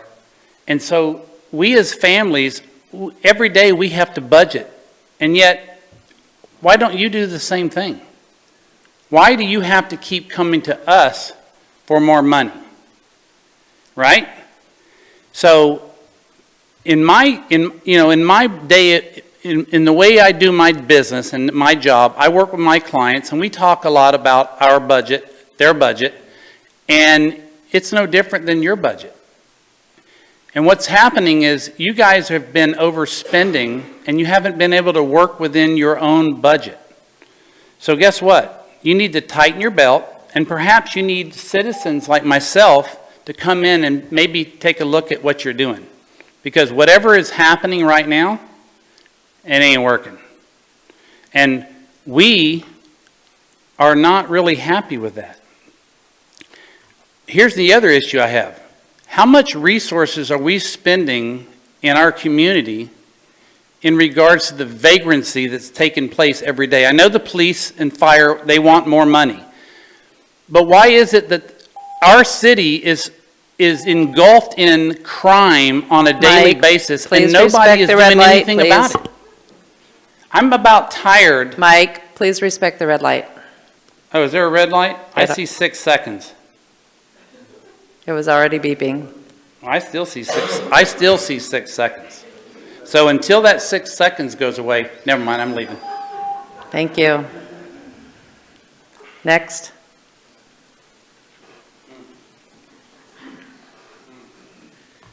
Mayor, Council, members of our public safety team, thanks for allowing us to have this opportunity. My name is Terry Hopkins, local resident, local business owner, and I'm also an advocate for the hospitality industry in Oregon.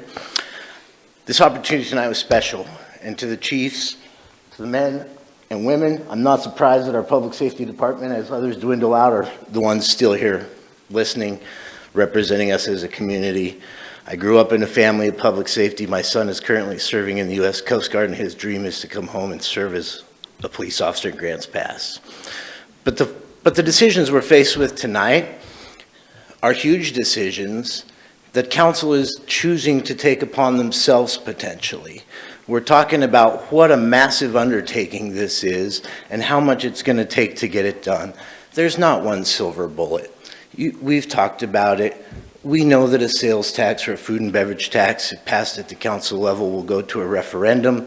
It's going to divide the citizens, the people in this room that are doing amazing things, having amazing conversations to solve a very difficult problem. Don't pass this at the council level and ask for a referendum that divides the people that you represent. Allow us to continue to work together. You're right, this has taken 20 years. We've passed the levy for 24 years in a row. We support you. We're in a big world of hurt. We need all of us to come together. We don't need 5 counselors to make the decision that thousands of people have said no to over and over on the ballot. It's not one option. It's going to take a lot. I'm here to help you. I appreciate you guys. Please listen to the people that elected you to represent us.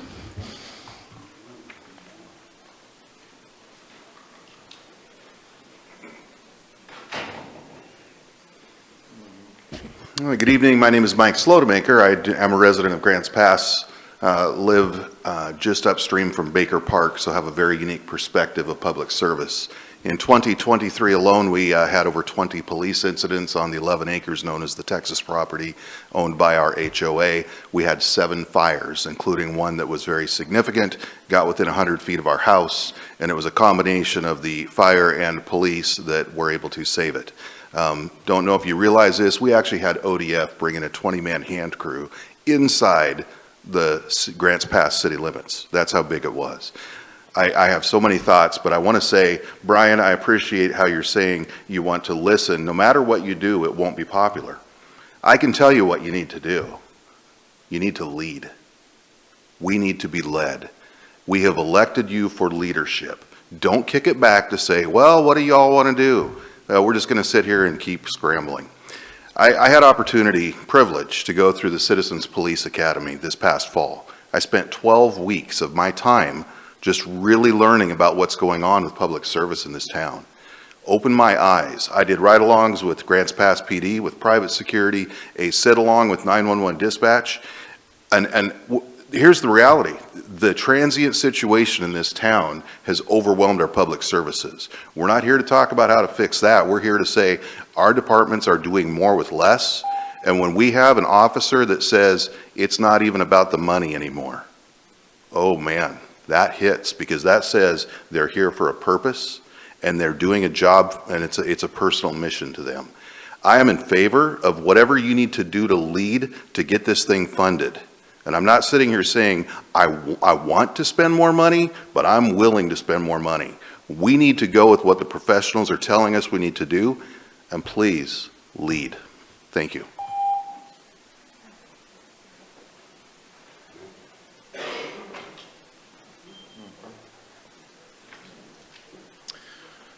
Mayor, City Council, Chiefs, valued people.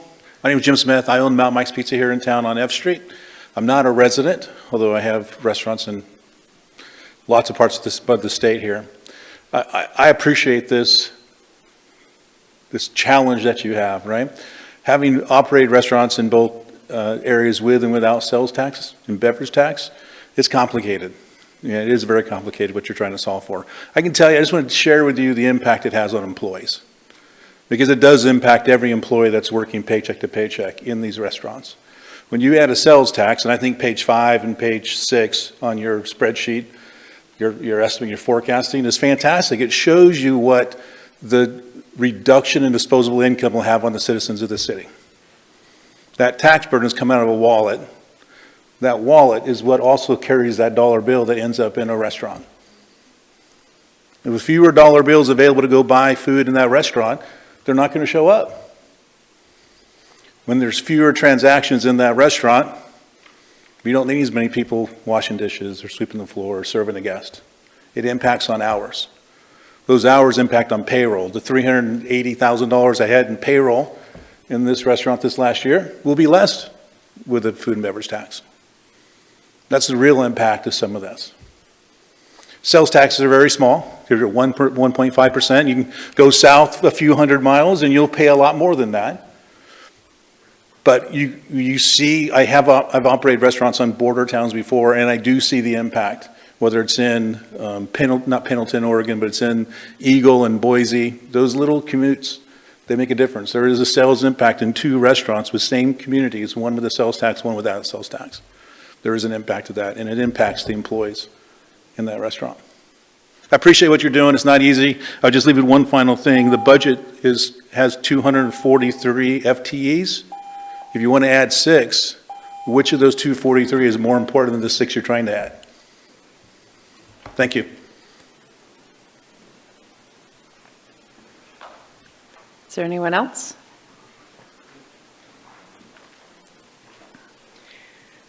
My name's Scott Swanton. I am a city resident, and I just was wondering, one, thank you for all you do, and I know we've got a shortfall going, but I also feel that we have some city property that's sitting empty, that's not being used, that possibly could be sold off to help with the deficit that we have. And I know it's not going to resolve everything, but it would be a big jump or start to that. Thanks again.